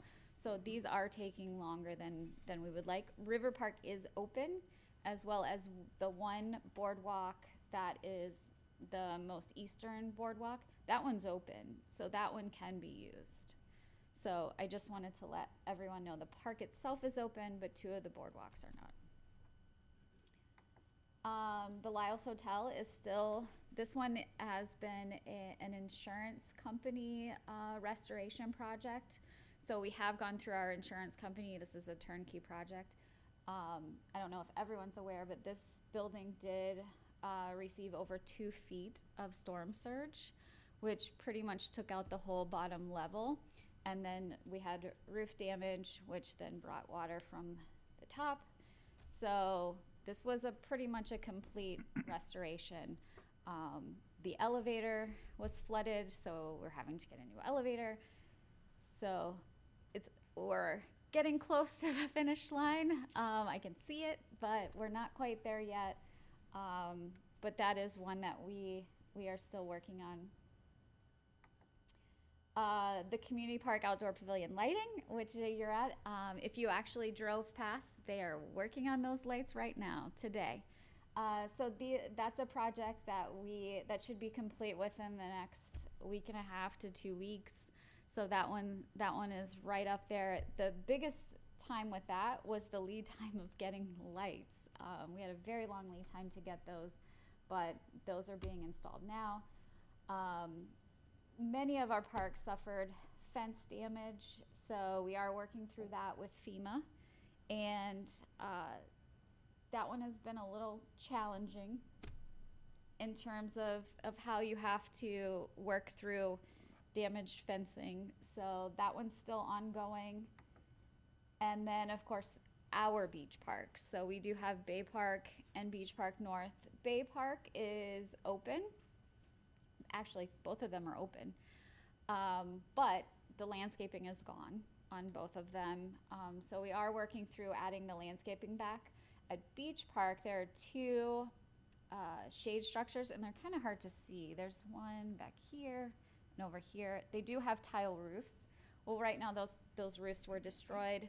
We are under contract to have those replaced, so those will be replaced by the end of the month. And then any construction will be finished. It will just be building back the landscaping. Will they be tile again, or are we gonna go metal? That'll hold up. So we have to go with FEMA. You have to go like for like. So they will be tile. And can they be tile looking, the new metal tiles? I had to go like for like. So they will be exactly the way they were. One of the things as we progress with the operating budget for next fiscal year, we're going to discuss with you expenses that may make more sense for the city to, fencing is one of them, because, the patching of the fencing is all that FEMA would respond to. And the fact is you can't just patch lengths of fencing, and then we're prolonged in going back and forth through this process where we could have something up and running if we looked at some costs that may not be recoverable. So those are some things we probably want to discuss further in the operating budget with you, is having a placeholder for ongoing emergency management expenses or repair and replacements that may not formally be covered. And due to wanting to provide a service, it may be more beneficial to make some changes. Lessons learned through all the storms. So next, let me take this out. The last thing that we have, and I believe Matt has touched on this, would be the Hickory Island Circle restoration of that landscaping. And Public Works is working with someone to design this now. So I'm not sure the construction process, but what you see on the left is what it looked like before Hurricane Ian, and on the right's what it looks like now. And that is the end. Sorry it was so long. I was expecting, it's supposed to be a workshop, but I just wanted to give you all an overview of what we have going on and updates on projects, and any questions that you may have for me, I am happy to answer. Great job, as always, Nicole. A couple comments. One is on the master plan that would have phasing to it, correct? The $500,000 grant that we have. What do you mean? Well, there are suggestions, we would do those. And Oh, yes. the reason I'm asking the question is, and again, it was an aha moment, we're talking about parking downtown. Big concern with Island Park. Sheriff's Department would indicate the same thing. That's at night, not a highly patrolled area unless they've got a problem, which means we'd probably have to put in lighting, which then you've got residents saying, I want lighting or I don't want lighting. I'd like to have some input from staff next meeting or whatever on the possibility of maybe using that for a parking area. Island Park? We do have some very tight restrictions. That was purchased with Florida Community Trust grant funds, and we have a management plan that we have to upkeep through them based on those funds. So it forever has to be a park. And to change that management plan, we would have to go back to the state and ask for an amendment, which they're not very open to changing. I would just not, I wouldn't want to see a lot of money invested in that park, only because it would be problematic as far as putting public art in there. Our Public Places Board has talked about it. Everybody agrees, saying, you've been to the meetings. Second thing, just for the record, for the people that run our city via Facebook and aren't elected, and if you would repeat it, are we putting AstroTurf in any of our facilities? AstroTurf? Right. No. Thank you. No. They're still getting the concerns of it doesn't feel good. I don't know who brought up AstroTurf, but I know it was not you or staff or council, but the comments continue on that we're putting artificial AstroTurf from 35, 40 years ago. No, there have been many advances in artificial turf. You can get it ranging from feeling like a cushy cloud-like carpet if you wanted. What we are looking at is something that in the downtown, I'm not saying fields, which are a different animal, but in the Banshall area, we're looking at a grass that it look very similar to the lawn that we have currently with the low piling. But say for an event, people spill a drink or food, or the water, it drains just like a grass would. It's not artificial turf like green carpet that you think of when you think artificial turf. That is not what it is at all. Again, this is just for people who don't pay attention. It is not going to burn people's skin and feet, and it is very similar look-wise to real grass. Yes. Yeah. And comfortable. Yes, absolutely. Thanks, Nicole. You're welcome. Laura? Just want to say thank you. Great presentation. You answered every question I had and gave us time frames, so I appreciate it. You and your staff are terrific. Thank you. Thank you. Any other questions? All right. Thank you, All right. Nicole. Thank you. You got off easy. I did. All right. City attorney items. Well, that takes us to I'm 9A. sorry. Mayor and council member items. I didn't have any anyway. Good. All right. First up is Chris Yeah. Bert? This is a discussion regarding funding options for Bonita Estero Rail Trail project. And just to bring everybody up to date, since the last council meeting last Thursday, we had a meeting of the three governmental entities, Bonita Springs, Estero, and Collier County representatives who are going to be working together to bring the Bonita Estero Rail Trail project to fruition. Attending that meeting from Collier County was Commissioner Chris Hall, whose district in Collier County encompasses the railroad right-of-way south of Bonita Springs. Trinity Scott, who is the Director of Transportation for Collier County. Steve Sarkozy, the city manager of Estero, attended. John McLean could not attend, but Steve Sarkozy, myself, and John had a previous meeting, and so I pretty well knew at that point where John was on this thing, and he's very supportive. And from Bonita Springs, there was the representatives from the city were Matt, Nicole, Arlene, John, and then myself, and Deb Orton attended the meeting representing Bert, as well as Doug Hadaway, who was representing the Trust for Public Lands. The meeting went extremely well. There is unanimous support from all the representatives of both Estero, elected representative from Estero, Bonita Springs, and Collier County for the project. We understand that there is an urgency to take action on what we want to try to accomplish in order to be in a position to request funding from the state. We're also in agreement that in order to request that funding from the state and possibly federal officials, we're going to have to step up our commitment financially to the project,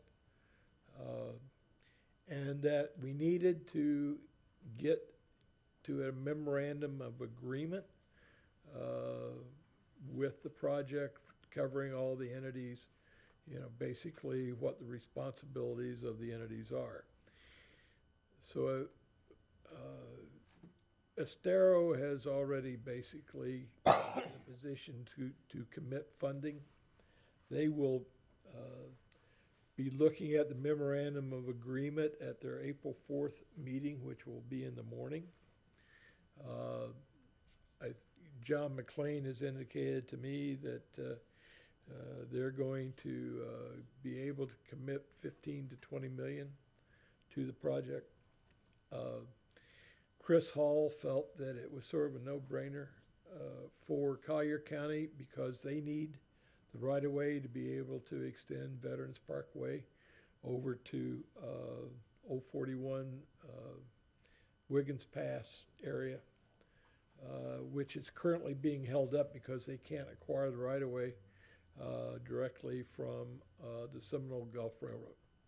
So if they want to complete the road, they got to do it. Now, how they fund it is, if it was up to him, he would use tourist development money or 2020 money. But as far as he's concerned, people have already paid that into it. So that's one of the ways he would go about it. He says if the railroad right-of-way is nothing more than a tourist attraction. And in his view, it was tourist development money that ought to be used, but he will find the money wherever he needs to get it. For how much? Their portion of it will be 14 million, and they're willing, I think, to commit the funding of 100%. So, Who said this, Chris? Chris Hall, And what's 100%? 14 million for 1.4 miles. So that's their piece is more expensive on a per mile basis than our piece is. Just clarity question. As far as it stands right now, neither Collier nor Estero has been approved for the 14 or 15 million dollars. That's correct. Estero will get approval at the April 4th meeting, and I think Chris Hall is going to bring it up at the April 8th commission meeting. So that by the time that the commission meets, hopefully we will be in a position to let them know where we stand, at least on the memorandum of agreement with respect to Bonita Springs. I know Lisa has talked informally to the banks that we utilize about arranging for a letter of credit or a credit line to be able to fund a commitment. But of course, that would have to come before council. Estero's further along in the process because they've already been approved for up to 50 million with a AAA credit rating through S&P. So they could borrow whatever they wanted at AAA rates. So we're sort of playing catch up to Estero. Collier's willing, it's 14 million on their budget is not as much as our commitment is to our budget or our revenues.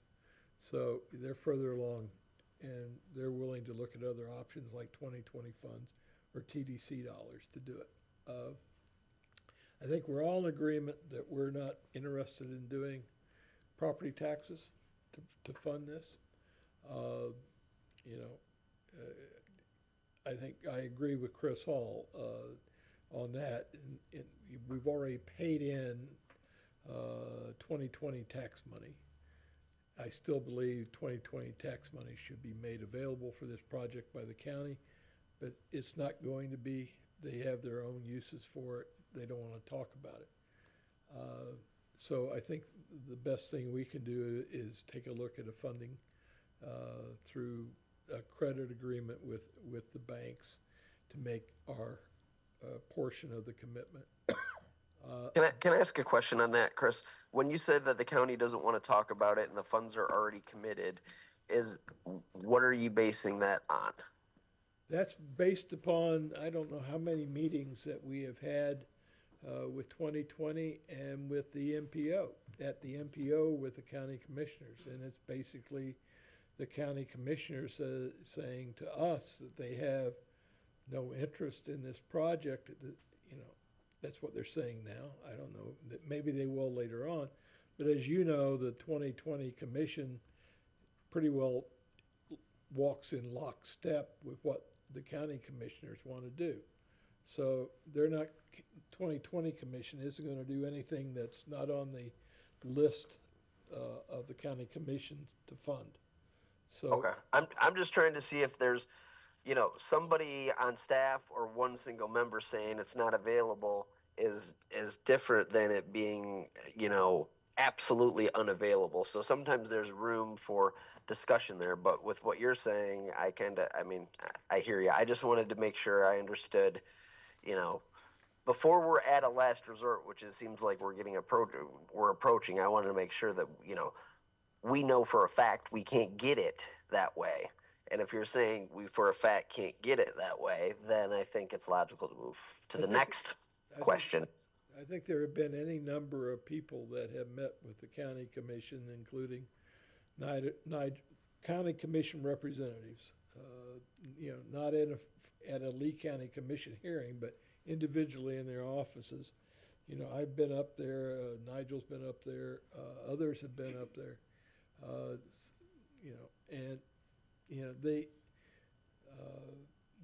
their focus is on roads and population growth in northeast Lee County, east of 75, and northeast Cape Coral. And that's where they want to spend their dollars. And that, plus they got to figure out how they're going to, handle this $367 million overrun on the airport project. So, that's not to say this couldn't turn out to be a little bit like the little red hen. We push this project, we get it started, the project's ongoing, we stop it at Estero Parkway, and the county says, well, now that you got it so far, let's sit down and talk about it again. that could happen, but I don't think we can plan our going forward based upon a hope that they would get back involved. We have to go with what we see as reality now. And the reality now is that it's gonna be Collier, Estero, and Bonita that push ahead, and we get this project going and working and purchased. So, Chris, Laura had a question too. yeah, So Collier's going to commit to 14 million so that they can get the right of way. But that's to get to Old 41. And FDOT's out of money, so Old 41 is not going to be expanded to 4 lanes for the foreseeable future. So doesn't that just mean more? They get their way for 14 million to dump. I don't know if you've been on Old 41, but at certain hours, it's almost impossible to get out of a community or to even move forward. So is their conviction toward Burt or just to get Admiral Lane through to Old 41? South Water Management will not sell them a key piece of parcel to get to 41, which was the ultimate goal. And so they're just dumping traffic. I mean, because that's where their elementary and high school is, and they're just going to come down and see. I don't think it'll be a faster route, so maybe they won't right away, but I just think it adds, their 14 million is committed to their own personal, because they're not interested in the Burt Trail.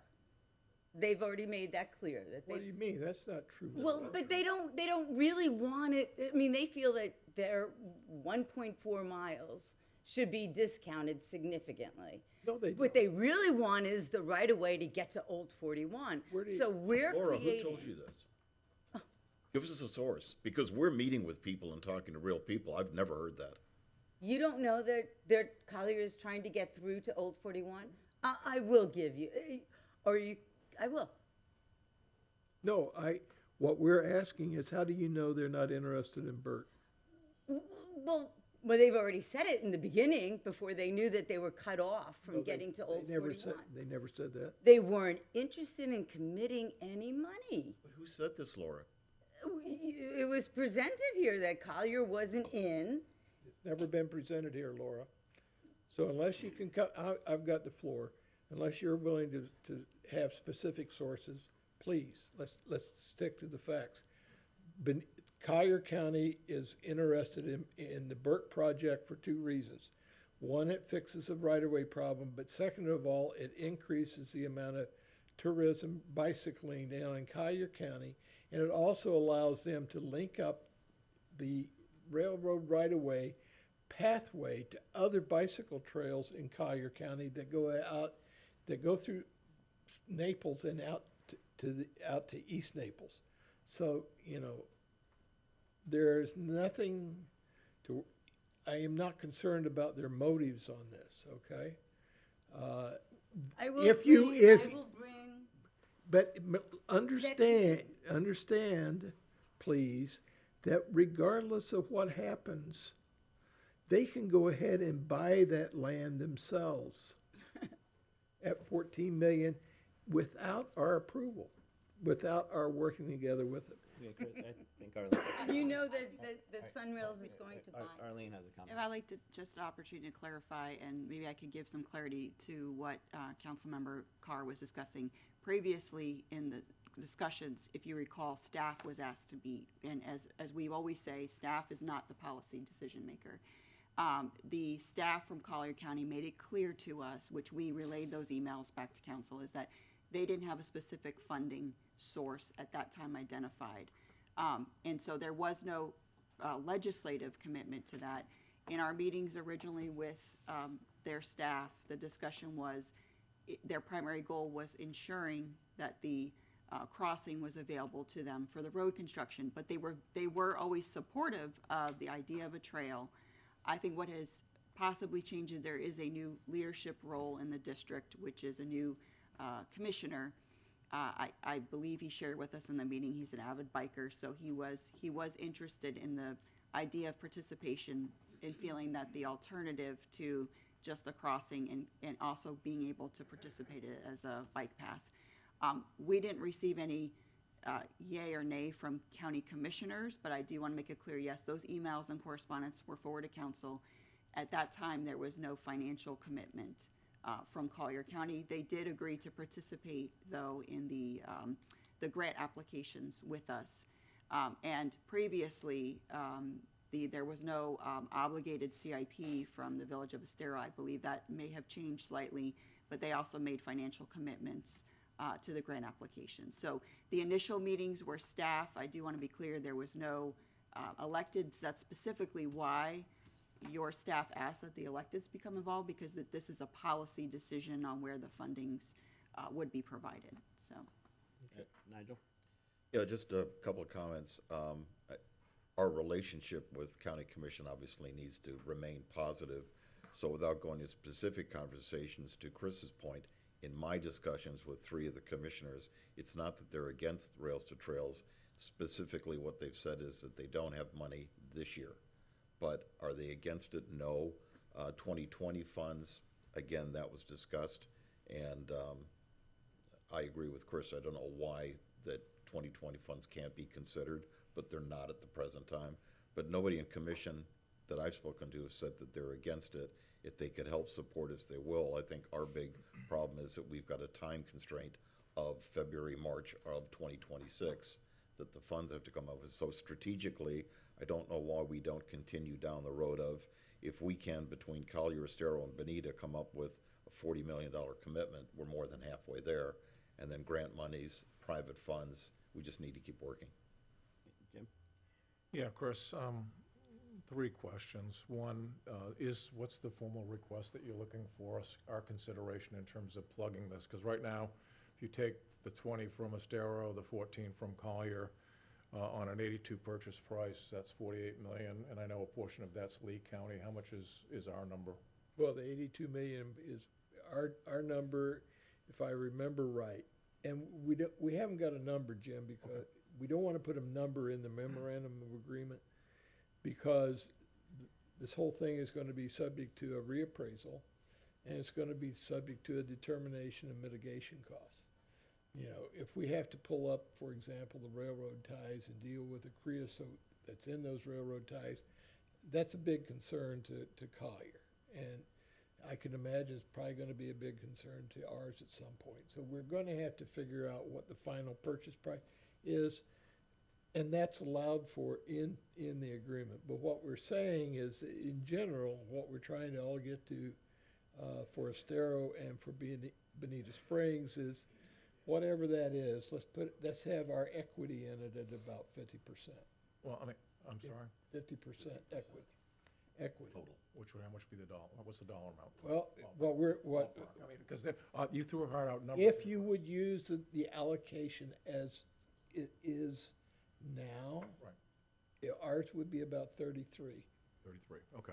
So, you know, to make it simple though, we just put it up, you know, we got 5, we're looking for another 10, 11 million in terms of a credit commitment. There is no money that's actually going to be pulled down to fund a bank account somewhere. All right. At this point. What's the difference? What? What's the difference? What's the difference? I mean, so you're, at the end of the day, we're going to be looking to take out how much? Well, probably, I don't know, because we're going to have a final appraisal, and I do know, well, I don't want to go into that too much at this point. I just want a basic idea number-wise, because, I mean. To round off a number, let's think of Bonita's as 30 million. 30 million. Just for purchase. Just for purchase. Remember, the construction is to be done with state dollars. Yeah, someday. Yeah.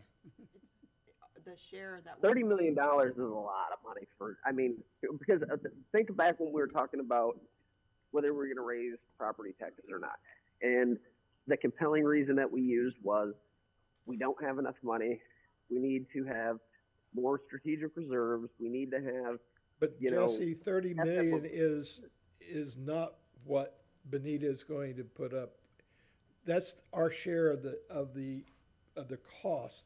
We would be looking. what are we going to be putting up? then? For, What is that? for grants, we would be looking for other funding sources from the state and from the feds for the other portion of the 30. What I'm saying is that we would be putting up, say, somewhere around 15 million for our share of the commitment.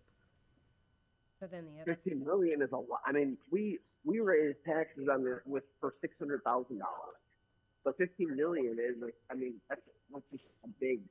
But what I'm saying is that we're not gonna draw down the credit facility until such time as we know that we're gonna actually fund the purchase price. We're closing on February 28, 26. All right? If we have a credit facility in place, there's no use paying interest on $15 million or $10 million worth of debt. We already committed 5 out of our own budget. There's no use of paying interest on that by drawing the money down now until we know we got a deal. And so, but we need to be in a position to say we have funds committed. Here's the source of those funds to go after the grants. And if we get the grants and so forth, then we can get to a purchase price and we can close the deal. But there's no reason to pull down money until we know that we're going to be able to close. But So even all if we do that, how long does it take years until we get this? Do what? I couldn't hear you. I'm sorry. It's my son's 13th birthday. We just got the bush gardens. My apologies. What I'm saying is, if from a, What? we can't say it's okay because it's coming back from grants, because grants can be years. So yes, we are going to get some of it back. The question is, when are we going to, and how much are we going to be out in between? You're breaking up. Breaking up, Jesse. Can't hear you. All right, continue. Continue. All right, I'm good. My only point was grants take years to get back. So I was just putting that out there. That's my only point. Yeah. You're still breaking up. Okay, Arlene had a comment. I do want to clarify. I think I understood, and Matt can correct me, I understood the request is that Councilman Corey would ask you all for a commitment of 15 million. I think Councilman Corey expressed that he didn't want to draw 15 million. He wanted to have a line of credit to be available should the acquisition come to fruition. The reason being is that Collier County felt comfortable, the commissioner felt comfortable presenting to the commission the ask of the 14 million. And we understood that the city manager of Estero was going to be asking for a minimum of 15 million, possibly 21 million was the commitment. What I'd like to understand a little bit from Lisa is, under where out year funding, I do want to be clear though, if we make a financial commitment through the legislature, there's an attestation form that myself and the mayor sign that there is a commitment of that money. So there would be a requirement to provide that money. The request is that when they go back to the legislature, these discussions with TPL, they would be able to say they had approximately half of the acquisition cost accounted for so that the legislature would consider that additional funding, I believe. So I understood the ask to be of the city to make a commitment to the 15 million, whether that be already a drawdown or not, but understanding that the commitment was there or that the money would be funded should the project move forward. I want to add one thing. I mean, the numbers, it depends on the land valuation or straight mileage calculation, but they are not 30 million. They're within one another around 34 and 35 million, if I recall. So, if you're looking at half, which is what the goal was, it's not 15 million, it's 17 million, to cover yourself. So you're not having this discussion again. at a purchase price of 82 million. No, it was $70 million for the Backing out. shortened mileage, and then it depends on, you're talking about 14 million for Collier. That's based off of over the fence land value. If you take the total amount and you just divide it by the mileage, there's a disparity. Collier has the largest disparity depending on how you cut the onion, but neither way, in Bonita's case, is the number 30 million. It's like 34 or 35 million. So if you're trying to match half, that's more than 15 million. That's more like 17 million. But again, we're not wanting to put a number in the memorandum of agreement. I understand. I'm just, If I could clarify, there's two actual asks, I think, going on. One is, and the reason we discussed not having a number in the memorandum of understanding is so that there was flexibility. The memorandum of understanding that I think Councilmember Corey would bring to the next council meeting, which we understand would be on April 8th's meeting of the Collier Commission, and I'm not sure of the date of Estero's. April 4th. April 4th. The idea would be that all three jurisdictions would work in tandem for the acquisition of the property, continue working together on grant applications, and then an understanding that each jurisdiction, because some of these grant requirements have management plans requirements, that each jurisdiction would be responsible for their own mileage within the city. Right. So those were things that would be covered at a high level in the memorandum of understanding, so that when they did talk to these other funding sources, even private sources, there was a governmental action, an actual document that was signed by the legal jurisdictions that we were all in favor and support. The second of that was when these conversations happened for funding support, the ask was 15 million. I do recommend what Matt's saying is we don't want to be down the road and somebody say, but that's a policy decision, whether you want 15 or 17 million, but our share would be, our half would be 17. The conversation was discussed there is, for Collier, is that the commissioner felt comfortable asking for the full amount of his council, of his commission. And Estero was somewhere between 15 and 22 million. Okay. Jim, you had one more, I think? I think what I heard, I want to clarify first of all, is and it's kind of somewhat question mark now based upon what Arlene just said. The part of the task of this group of three was to talk about the initial purchase. Was there a discussion about what the approach was for the actual build-out, the funding of that? And I heard the reference to state funding. And then the last question is the ongoing management, maintenance, and so forth of the overall trail. Those would, the construction of the trail would be primarily funded, if not entirely funded, by the Sun Trail dollars that the state has, we would. Can I say there wouldn't be any construction money on our part? I can't say that because I never built a trail before, but I don't think so. The bulk of the money would come from the state. I just wanted to reiterate, the funding program Councilman Corey's talking about has traditionally, once someone does acquire the rail right away, they have traditionally paid for, large contributions to the construction. So there's kind of a track record there with that program. Things change, but of paying for construction. And that would cover the bulk of it then. So that's state money.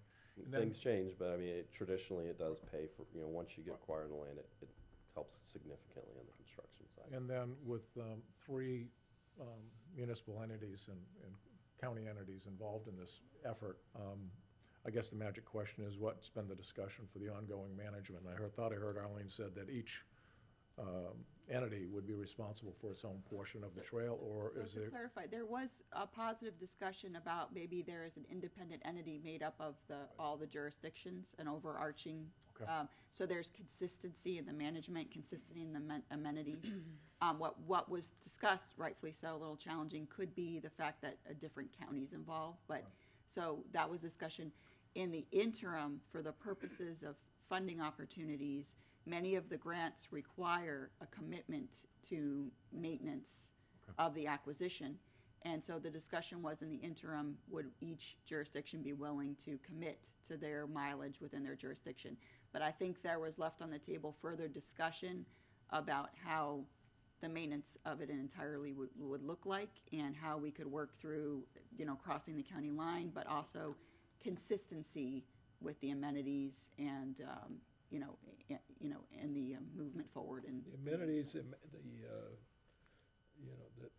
as well as security and yes, so forth. safety and security was discussed, and So there is discussion. There is discussion of that. Common entity then. Yeah. Okay, good.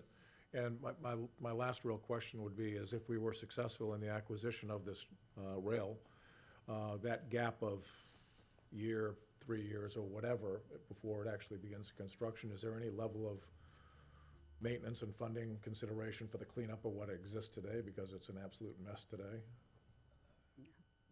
Well, I think at that point, one of the things that's got to happen is we have to get an idea of what the mitigation costs would be. Okay. We also have to have an understanding of, who gets the steel. Because if we take up the railroad tracks within our portion, and there's money to be made on the railroad tracks. There's also utilities that go through that railroad right away. Right. That pay rent. And, so we would have to have some. So those are TBD. Yeah, sort of, those are this isn't the easiest thing in the world. No. You take 3 different levels of government, 2 cities and a different county to try to pull this together. But, what I do think, it's important enough that we keep pushing forward and do this. So what you will see coming back on April the 4th is hopefully a report from Lisa that would talk about what the discussions have been, that she's talking to the banks about. You will see a memorandum of agreement to take a look at, and we'll review it. You will have the vote that had already taken place that morning at Estero on their commitment financially and to the memorandum of agreement. We'll be prepared to vote, and then that will then be handed over to Collier County for their consideration and voting on April 8th. And if we can get all that done, then we will have accomplished a lot that we probably should, if Lee County had been helpful, not that they could, but if they would have, we should have been here about 9 months ago. So so I don't really have any requests. I do have one request today that has been made by TPL, and it's an entirely different thing. But as you know, it would be helpful if we had federal dollars. Let me pull it up here just a second, if you'll bear with me.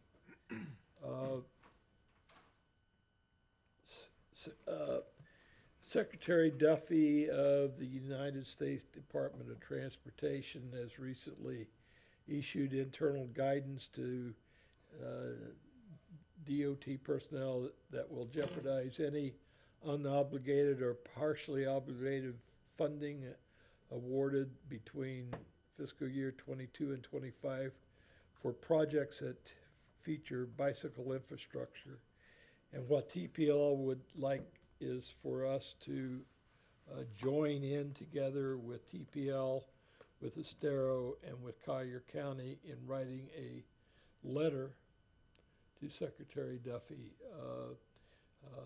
noting that there is a lot of economic and safety benefits of these active bicycle projects, and to at least hear from local voices who are supportive of these projects for their communities. And so, there's going to be a letter that they're recommending that we put out and sign, asking Duffy to at least listen to us and continue to work with us in terms of funding of these kinds of projects. That would typically be a directive of the council, and it'd be signed by the mayor if that's the choice of So council. what I would like is I'll make a motion that we direct staff to work with TPL and Estero and Collier in the letter that would go up to the U.S. Department of Transportation Secretary Duffy on this matter. I'd second that. Motion and a second. Any questions just on this portion? I know you So have this is questions just on the, on the letter. on the letter, yeah. 'Cause I know you have a question and Nigel still has a question, but just on the letter. Just a point of clarification, if I may, Mr. Mayor. Arlene, goes this to you or to Lisa, but when we increased the millage rate slightly for this year, that was specifically to fund reserves, correct? Correct, that was. It was the not for motion. Bert. Correct. But getting back to the motion on hand, any questions on this motion? Roll call. Councilmember Corey. Aye. Councilmember Fullick. Aye. Councilmember Fitzpatrick. Aye. Councilmember Bogas. Aye. Councilmember Carr. No. Mayor Gibson. Aye. Deputy Mayor Purdon. Motion carries. All right, so Nigel, did you have a question? Actually, Lisa answered it, that when we did the millage increase, it was not for Bert, it was for funding reserves. Okay, Jamie, you had a question? Okay, so we're asking for, say, $15-17 million. I know you're saying we're not pulling that money yet, but as a placeholder, I suppose, is what we can Placeholder. refer to. So if it goes through and it does happen, and we do have to, and then we have to follow through when we're getting this money, is there anything that the city has committed to that we will be sacrificing in order to pay on this? No, we're not reallocating anything out of the CIP budget. This would be new money coming in vis-a-vis a financing arrangement. Mhm. So the CIP budget would be unaffected going forward. Okay. And Lisa then can tell us what kind of, She can come back and tell you what the banks are saying, and, you know, again, obviously, the council would have to approve any arrangement. All we're doing is just wanting you to know that unless there are strenuous objections, we're moving forward. We're trying to find out this information and bring this information back to council. but at one point, did we say if we're stating this as a placeholder and it does go through, then we have committed to this? It wouldn't be voted on again, correct? I'm sorry? So if we're stating we're gonna commit, even though we're not actually pulling the money and getting the loan yet, We're not committing at this point until we have the memorandum of agreement, until we understand what the banks are telling us. So we're working our way to a commitment. Bonita Springs is. Estero's further along in that getting to a commitment. And the commission, Collier County Commission, will probably be at that commitment on April 8th with their meeting. We're still working to get to that commitment because I think it's only fair that council understands if we're gonna take a financing option, what the cost of that financing option is, what the terms would be, and so forth. okay. I mean, I think it's an important project. I think it's amazing. It's just I just keep understanding that if we're going to possibly commit to this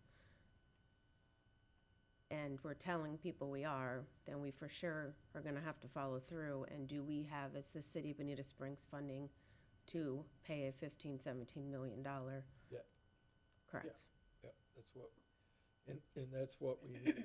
That's what. So we still are going to be finding that out. So if Right. Yeah, that's all part of the approval process. So just stating to both counties, or to Estero and to Collier County, and then we say, we've got the information of the loans, and then we say, well, we may not be able to pay that, then what kind of spot are we in then? Then we're out. Okay. Derek, you had something? Well, I have Yeah, something before Derek. Well, I Just, didn't know if it was something pertinent to what we I were was just gonna try to explain what I believe the request is. So well, could you add to that? Have we actually spent money on Bird? We said no money would leave the account. We have spent a slight amount of money with. What's the slight amount? 50,000? Few $1,000s, because there was a commitment from council to help fund some consulting fees for a grant application. Additionally, we participated in an initial appraisal and PL. So there was some, approximately what, 25,000? You committed 50,000 to the MPO years ago for a study, and I believe it's $8,000 for the grant application, and it might be $7,000 for the appraisal. So something around maybe 60,000. I don't believe the MPO ever billed us for the 50,000. Correct. So I think the total expenditures, I'd have to check, are underneath 50,000. Yeah, they will now that I mention it, sure. It reflects in the CIP, your current CIP. You'll see it's just under 5 million. It's 4 million and change. Okay, and in our CRP, as Chris pointed out, our minutes didn't include a parking garage downtown, which is going to be eminently needed for the Wonder Gardens and for parking in general, since Baron Collier is going to start and then cut off access to that overflow parking. So in our CPA budget, do we have the parking garage, and is our priority the parking garage or a bike trail? Because you can't do both, because once the money's committed, you can't spend it elsewhere, right? We have to say, we have this money, we're committing it, so we can't touch it. Even if the project may fall through, then we can touch it. But is it my understanding that the money is tied up and that it will affect our loan, our borrowing capability? So, I don't know that. I mean, I just want to try and clarify what I can. I've seen the MOU, it's still being revised. The MOU merely memorializes essentially the understanding that Councilman Corey's pointed out. It doesn't commit us to doing anything. It indicates what TPL's already done, indicates that there may be one or two more appraisals that have to be done. There would then be some future purchase agreement to assign TPL's current contract they have with Seminole Gulf. That's the point where the pricing starts to come in. That would be, and what I understand the ask is not going to be necessarily coming with the MOU, although Collier may commit at the same meeting. The request is a combination from what I've heard from staff and from Councilman Corey today, is that TPL is not saying to the city, go get a commitment for 34, 35 million, get a commitment for half so that we can then take that commitment for half from the three entities and circulate that to the legislature or feds or any other entities they can get. For purposes of the commitment, what Councilman he's asking is for Lisa to follow up and see about the opportunity of some kind of line of credit to show that we have the ability to draw down. The problem would still be, before you would actually commit to that, you would have to figure out how you would actually pay for that. And so different financing schemes will be related to different types of capital improvements. If you were to build a parking garage, for instance, you could do a revenue bond based on future parking fees to pay for that. But in this case, you would probably have to see how long you could finance under the terms of that agreement before you have to come up with a financing scheme. So I don't think he can tell you how much it would cost you, but that's essentially what I believe Councilman Corey's saying. That's the steps. MOU, then a 50% commitment, and the only thing we have available to us because of our current budget is to go get a letter of credit, essentially, because anything else would take longer to put in place. But we may have other options. We just would need to explore those going forward. Okay. I think just to wrap this up for now, is there a consensus that we're going to have Lisa come back with? Yes. Everybody's in agreement? Okay, and we don't need a vote? No, and you did previously Yeah, we direct us voted. to work on the memorandum of understanding previously. There was ask from Councilmember Corey during the workshop for us to explore the AAA bonding and lines of credit for capital improvement projects. So I think staff has enough direction in there. Additionally, one other clarification to help Councilmember Bogan's answer is each time a commitment is made, and I was going to review this in my emergency management update as well, that has to come back to council for a vote. So if there was a financial direct obligation to draw down the funds, that has to come back. But with the understanding is that, you know, there was a commitment, you know, that we said, but there is a vote that has to follow as well. Okay. All right, so moving on to something less contentious, the elementary school. Nigel. 60 seconds or less. This is really more for information for the public. Per the meeting that we had with school board, which Arlene and most of staff was in attendance, we're still waiting on them. They're not dragging their feet. It'll probably be next month. But the agreement is, we know on this county-owned, county building-owned project, the building is not salvageable. The city is not interested in purchasing the property, nor was the city ever approached about buying the property. What we're talking about now is a facade that would be a one-on-one rendition of what we're looking at right there behind Mayor Gibson. Same scope, so same size. It would not be a billboard. It would not be some temporary structure. I can see John smiling because we're both thinking the same structure. This would be something that looked like that was physically made of either concrete or brick or stucco, a permanent structure that would be replaced. We will have those drawings by probably some meeting in April of ours. Okay, thank you. All right, so there was no city attorney items? The only thing I'll mention is that. Oh, you already said you had none. Okay. No, Bert Saunders will be sitting in on the first meeting in April. Okay. Behave yourselves. We make no promises. Well, maybe I'll switch them out. All right, Arlene. Thank you. At this time, Nicole, if you'd like to come forward, we have approval of resolution accepting the proposal for EnviroStruct for Phase 1 of Riverside Park renovations, and we would be looking for some action today. So hi again, Nicole Perino, Parks and Recreation Director. So this is my ask. I was discussing earlier in my CIP presentation. So this, again, is for Phase 1, that outer perimeter, as well as lighting throughout Riverside Park all the way to the Lyles. This is the cost that we've received from EnviroStruct under your construction manager at risk contract. So we are hoping with your approval, we will be able to move forward with this project. Motion to approve? Quickly. Second. All right, motion and second. Any questions? Roll call. Councilmember Fullick. Aye. Councilmember Fitzpatrick. Aye. Councilmember Bogas. Aye. Councilmember Carr. Aye. Mayor Gibson. Aye. Councilmember Corey. Aye. Deputy Mayor Purdon. Aye. We take that as an aye. Sounded like an aye. Next, our finance director will present the January financial report. Lisa?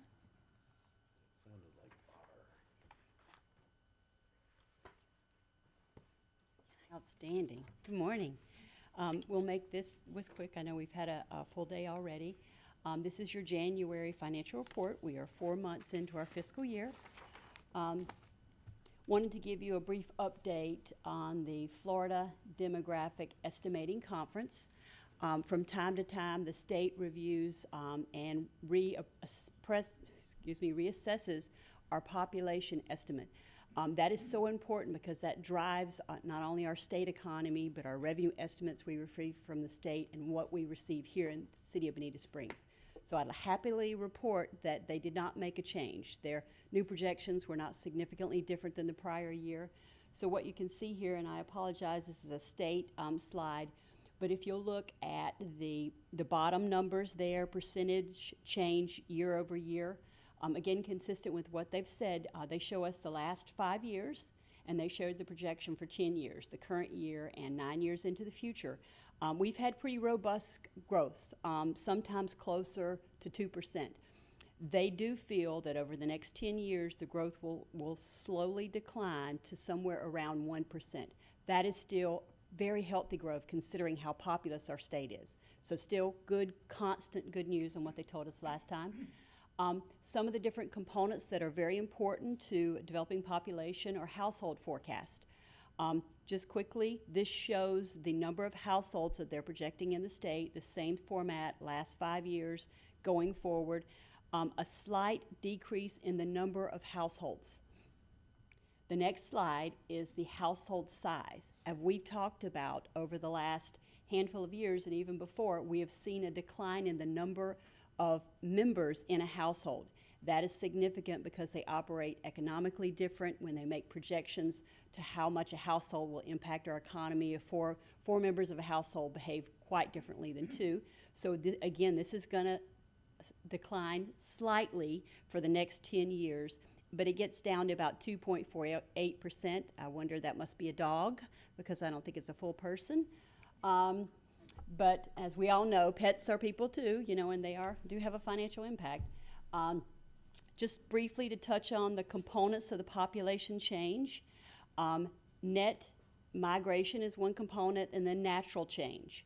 This is a little busy, but it does show that they do project it to continue, the population to continue to increase for the next 10 years. This next slide shows the components of net migration. The more bold orange there is the international, and then the lighter yellow is the domestic migration. So those are projected migration rates for the next 10 years. This is my most exciting slide. I know it's a little busy, so if y'all bear with me, they track, they being the state, domestic migration in by age group. Now we all know we live in sort of like a retirement state, and we've heard so many years, last 10 years, baby boomers have been moving in to our state in record numbers. Well, one would think if you look at this slide that the mature people age group from the more mature people would outpace the younger people. But if you look here, and it starts, the bottom slide are the youngest group, and then they mature groups are more at the top. If you look at the pink is actually the age group from 20 to 29. They are moving in every year at record numbers, much more above the retirees and the baby boomers. Now I thought, why are they not more of a, have a more component of our total population? And we're going to get that answered with the next one, because domestic migrations out by age group, look at that pink again, age 20 to 29, they're moving out at a higher rate than others. So they're really not growing overall when you look at the consistency of our population. But again, these are great numbers to track. They are moving in and then they're moving out, evidently, again, not staying and making up a larger portion of our population. Components of natural change, it is important to say that births and deaths do take part in compiling that. I apologize, those numbers are a little light to read, but this gets to our financial portion of our report. This is our general fund revenue, our regular recurring revenue. As we talk all the time, our property taxes, which are called technically ad valorem taxes, we get those a lot at the beginning of the year, and then the remaining pieces of our regular recurring revenue come in primarily monthly. So we'll see this pie chart change as we move through our fiscal year. General fund revenue, we show you all current fiscal year to date revenue as compared to the immediately preceding fiscal year revenue. Nothing of major concern here, no significant downward changes. These are all falling in line with what our state projections and what we have in our budget. Again, good news. General fund expenses. These are regular, generally speaking, regular recurring operating expenses. Current fiscal year to date as compared with the immediately preceding fiscal year to date, we are seeing some increases. These are not unanticipated, excuse me, they have been budgeted. These are primarily because of consumer price increases that we're having. Restricted revenues. An exciting thing about this slide, these are revenues that are restricted for specific use for roads or for project or building permit activities that we do for community development. In January, we actually had a spike, which brought our building permit fees and our road impact fees in line with what we had in the fiscal year. Very exciting. We'll see what happens next month. Stay tuned. Our cash balances, each month we show you a snapshot in time of cash balances currently and then 2 preceding fiscal years. This is to demonstrate how we are accumulating money and setting it aside for our capital improvement projects. You'll see our general fund here and some of our restricted funds. And then on the final slide, these are other restricted funds. Again, these amounts are populated in your capital improvement program. We accumulate them to spend them as the projects actually get constructed, so that therefore for these particular funds we don't have to borrow. And that's it. If y'all have any questions. Thank you. Any questions? Thank you, Lisa. Thank you. Thank you. Next, we have our monthly report from Community Development on the activity for February. So Director John Dulmer will come forward.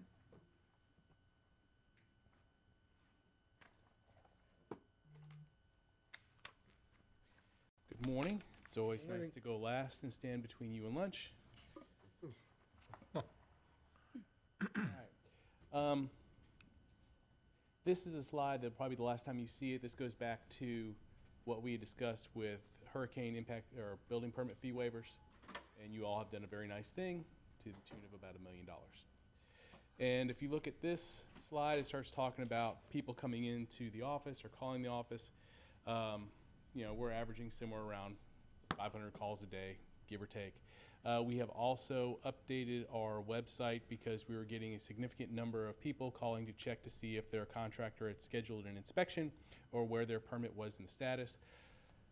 Please do not call. We have set it up to be very easy to look on our website either by your address or your permit number, so that way you can figure out exactly what the status is and what the next steps are.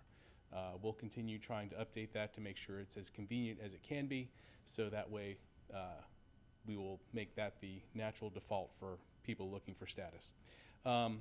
Wait times and the customers, usually we're averaging about 70 some odd people coming in the office a day to drop off permits. They're averaging waiting about 6 minutes. So we tend to be working them through pretty quickly. Inspection wise, we are in season, so numbers are up a little bit. We're averaging about 190 inspections a day, give or take. We've had some that are over 300. We've had some that are as low as 150. But for the most part, February and March tend to be our heaviest months. We're not as cyclical as we used to be, but still, to a certain extent, it does stand out. These start getting into reviews and applications. These trends tend to hold. Limited review development orders and planner on call type questions tend to be the most frequently used planning services. And oh, come on now. And then I know I've got one more. If what's not showing you is incoming phone calls and customers in the door, and we're averaging about 320 to 350 phone calls a day, which is why I'm trying to get permit statuses defaulting to the website. And also we have about 360 phone calls going out a day from the main number. So our numbers this month are a little bit higher than they are on the average month. We expect them to be a little bit higher the current month that we're in, and then, God willing, we level off a little bit for the summer months. So are there any questions or comments? So that website is easily accessible for people instead of calling? City of Bonita Springs, cd.org. Right there on the homepage. It's right up at the top in red. All right. Thank you all. Any other questions? Thank you, John. Thank you, Laz. I just want to give you a couple brief updates.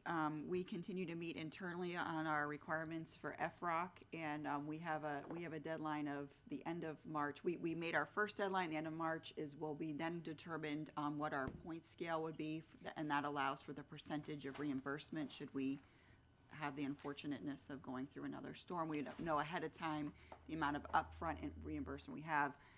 Unfortunately, the program is designed that should you have an occurrence of an emergency, the next following year, you have additional points for a higher percentage of return sooner.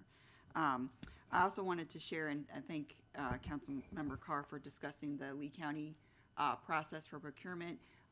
Under the emergency procurement process for the city as well, should your staff make an emergency purchase, that immediately gets emailed as a reference and then ratified in the next council meeting. So it's a little bit of a different process than we have at the county, but we do have a separate accounting of the emergency purchases we have made, which will be tracked and presented as part of Lisa's updates in the budget. So as something as simple as, permits for the beach, any expenses we had for that are coded there. So we have an accounting separately of any purchases we made related to emergency management.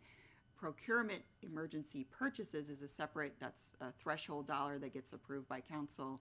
That gets sent out in an email, followed up by a concurring vote, usually on a consent agenda item for you all to in the future. So we are continuing to track the resolutions of emergency for Helene and Milton. The city clerk updates us when they're removed from our neighboring jurisdictions. One of the precautions that Derek has shared with us is keeping it on does help with federal funding, state funding. It may actually help an individual property owner with their insurance carrier, so it's more of a protection of pursuing future funds to us. But the procurement option is something we account for separately. I did send out an email, and I won't go too much into it because I'm sure it will be under Councilmember Fitzpatrick's update, is the town hall meeting on the 27th. I did want to share with you is that your directors had a meeting with County Manager Harner and his directors, and so we do have a program schedule where his directors will each be providing a simple update on transportation initiatives, the beach parks, long-range flooding prevention. We did send an email. If there's anything else specific you would like them to touch on, if you could let us know before then, they're happy to do that as well. We'll have a question-answer period, and then your directors and county directors will stay after if we can address something specific that a resident or a property owner has. And then I just did want to share is that we have already scheduled our next quarterly meeting with BSU where the two staffs meet and continue discussions, and that is scheduled for next week as well. Thank you. All right, Mayor and council member reports. Jamie? I don't have anything. Laura? Okay, another thing that the county commissioners are doing is that they're looking at the budget and wanting to take the sheriff's budget and do a line item specific. So the sheriff's budget is half of the general fund of Lee County, and the sheriff has the discretion to spend that $3.15 million any way he or she feels free to do. So they're going to itemize it. So when you look at your bill, you can see, how much you pay for libraries, how much you pay for services rendered by the fire department, but not the sheriff. So that is going to be itemized and lined out. At least that's their plan, which is interesting. The Edison Awards are coming up the 2nd and 3rd of April. Wednesday's free, and it's sort of cool because it's all about innovation. And this year they opened up it's a competition to high school students on AI projects, and they were all given a specific project. Dunbar High School, number 1, number 2, Bishop, and then number 3, Dunbar again. And actually actually it's construction related, is looking into the Dunbar 3. So way to go. I mean, that's so cool. Byron Donalds is also having an intent to reform zip codes so that it's consistent to city, so that you can have a 34135 and be in Estero and Bonita. He wants it to be all one, which is really cool because you know what? We'll get back Lover's Key. Sorry, that's like a pet peeve of mine. Again, parking garage needs to be a concern, and Nicole pointed out that aesthetics are very important, and Hickory Boulevard was devastated from Ian, and still nothing is done. Folks are calling saying, "Can we do it ourselves? When is it gonna look nice?" And I do think that we ought to focus on finishing projects that we've started and not move on to new projects and commit more money. And key is, I think, the parking garage, but Celebrate Bonita, April 12th, 5 to 9. And last night, the Bonita Springs Utility held its board meeting. They are in great fiscal shape. John Jenkins left it in very good hands with Andy Coble. And it was interesting because mostly last night, the talk was on the appreciation of staff. And that's what I heard today from Tony and Nicole and Lisa, and always from Arlene and Matt. So again, our staff is so fabulous and very grateful for it. And lastly, I want to thank President Donald Trump, Elon Musk, and Freedom for bringing home our astronauts. And isn't it appropriate that Sonny Williams and Burt Wilkins landed in the Gulf of America? Boom. Thank you, Laura. You're welcome. I've sort of lost my train of thought. Why don't you ask Jim to go first and let me Jim will regain start my... at the far side. Your turn, Jim. My turn now? You lost your train of thought. Excuse me. Two items. First of all, I want to appreciate the time that both Nicole and Matt took with me yesterday to give me a grand tour of all of the wonderful park facilities here in Bonita Springs. It brings life to your discussion today, and I thank you very much, Nicole and Matt, for your time yesterday.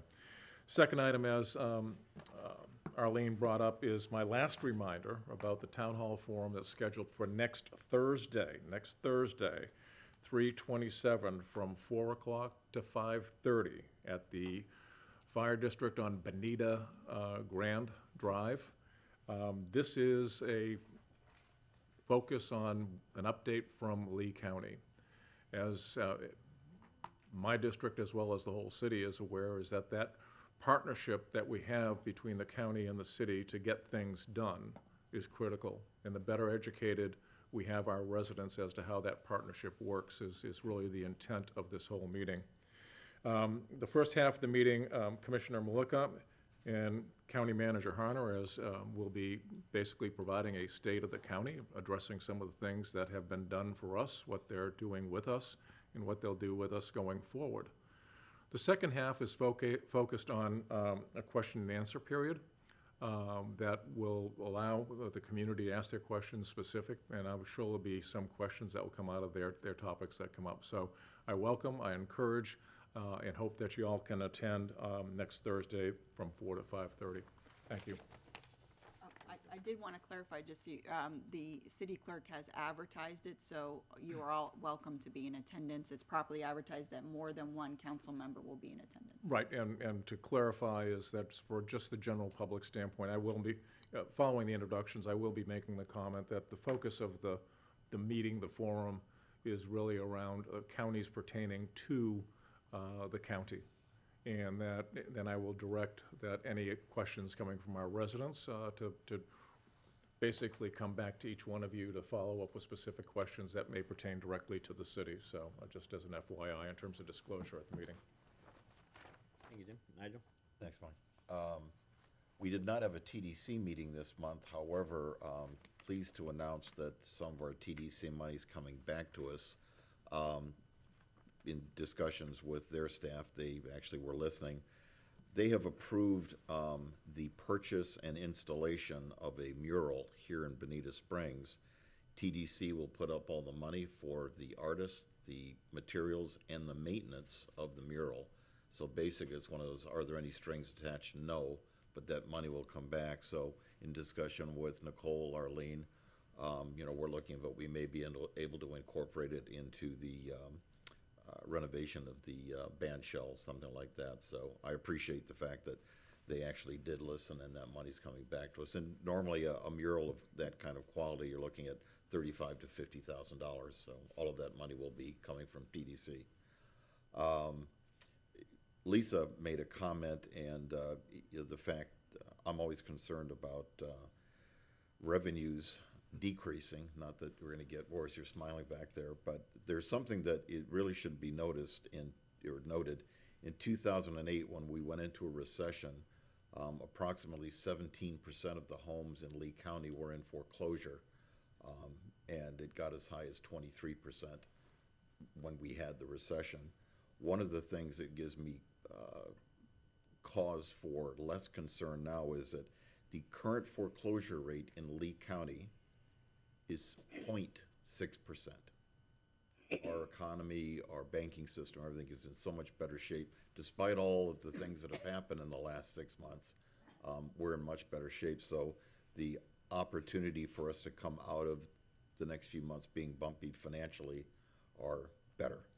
And finally, just one of the things I'd like staff to do when we're talking about some of these new projects, we really don't, not so much dwell on it, but talk about is the fact that the revenues that are produced by these new projects, the revenues that we'll get from Riverside Park, the revenues that we'll get from the aquatic center and the baseball fields, those are real and tangible. And maybe we could look at, not specifics, but just a number that we could come with what some of our city facilities generate in revenue for the city going forward.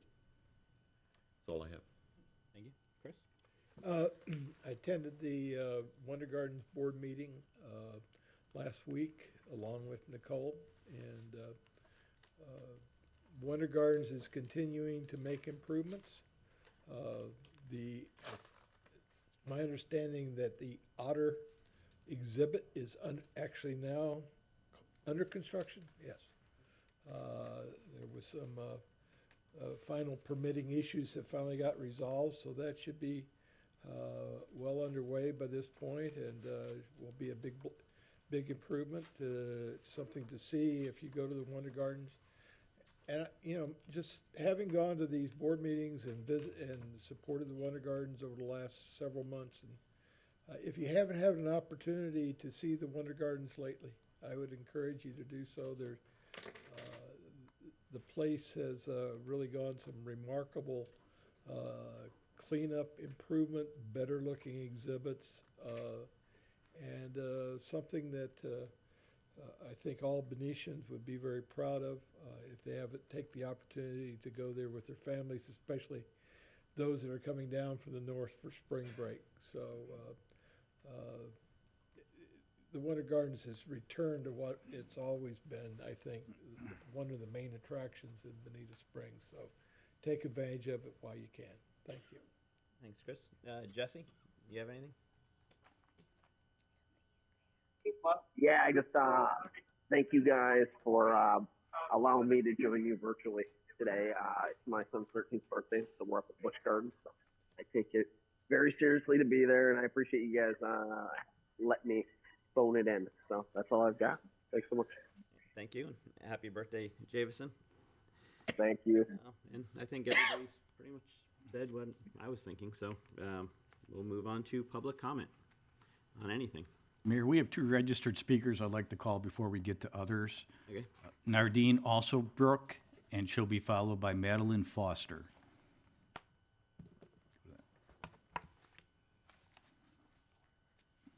Thank you for having me, and I am representing Imperial Harbor 55 Plus Complex, and we have been having a flooding issue, which I understand that you have been aware of for a while, but nothing seems to be happening, and as the summers are getting more rain and heavier rains, we are flooding, and the flooding is moving into our homes and into the yards.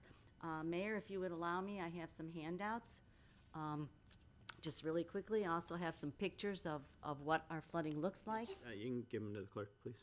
Okay.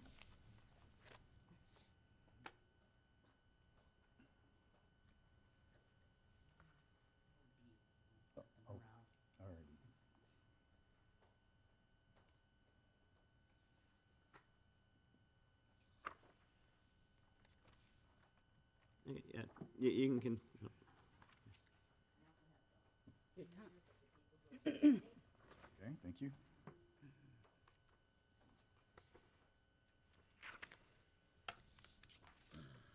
Part of our problem is that we are like a horseshoe around Bonita Fairways Golf Course. And if you can see on the picture, that's the aerial view.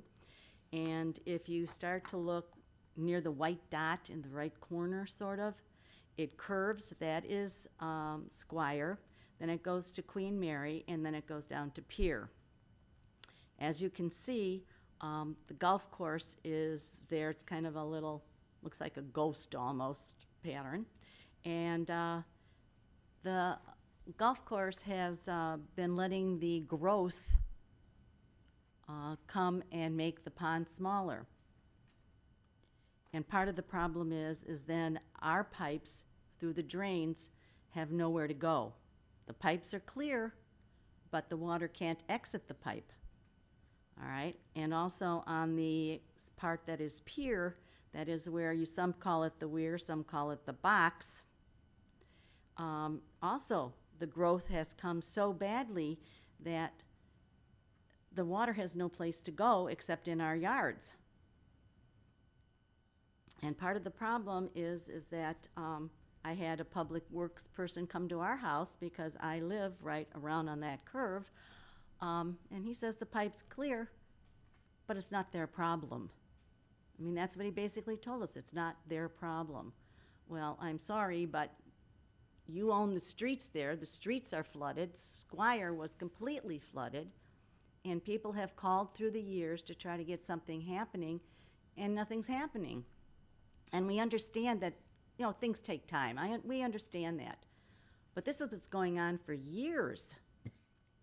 And we're asking that, I've emailed several of you since January, and I've talked over several times with Jason, who has been very helpful, and he says things are being done, but of course it takes time. But the problem is that the water stands in front of the houses for days.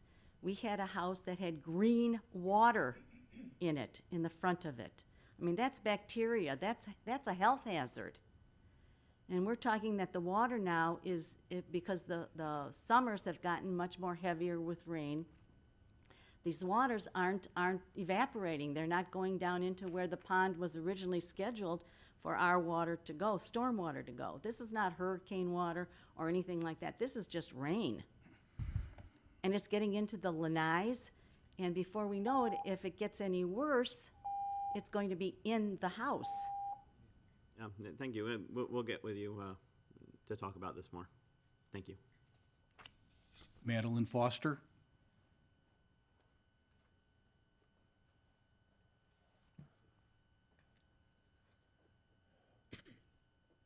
Hi, I'm Madeline Foster. I also live in Imperial Harbor on Squire Lane, and I just want to reiterate pretty much what she's saying. I'm here year-round, so I am here in the summertime to see the rainwater accumulate in our yards and on the main passing way, which is part of Bonita Streets.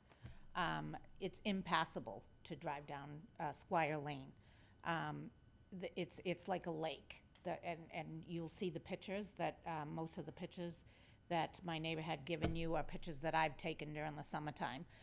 So you'll see that it's not draining properly. I've been here since 2020. Every year it's gotten worse. It's getting closer and closer to my house. It's flooding other people's houses that are closer to the pond. It's clear that there is obstructions in the drainage that needs to be cleared out. So I ask that this gets addressed and sooner than later. Again, like I said, I've been here 5 years, and every year it's gotten worse. We've emailed the town. We've called the town. It's been 5 years. I think we need to get on top of this before the whole section of where we live is underwater. So I just hope that you take that into consideration and take a good look at those pictures, which shows it's not part of the hurricanes. These are heavy rains that you all know. We live in Florida. The rainstorms are fast and furious, and it accumulates on the streets, and with no drainage, they sit there for days in people's driveways. And like my neighbor said, it turns green and there's slime in them, and you have to put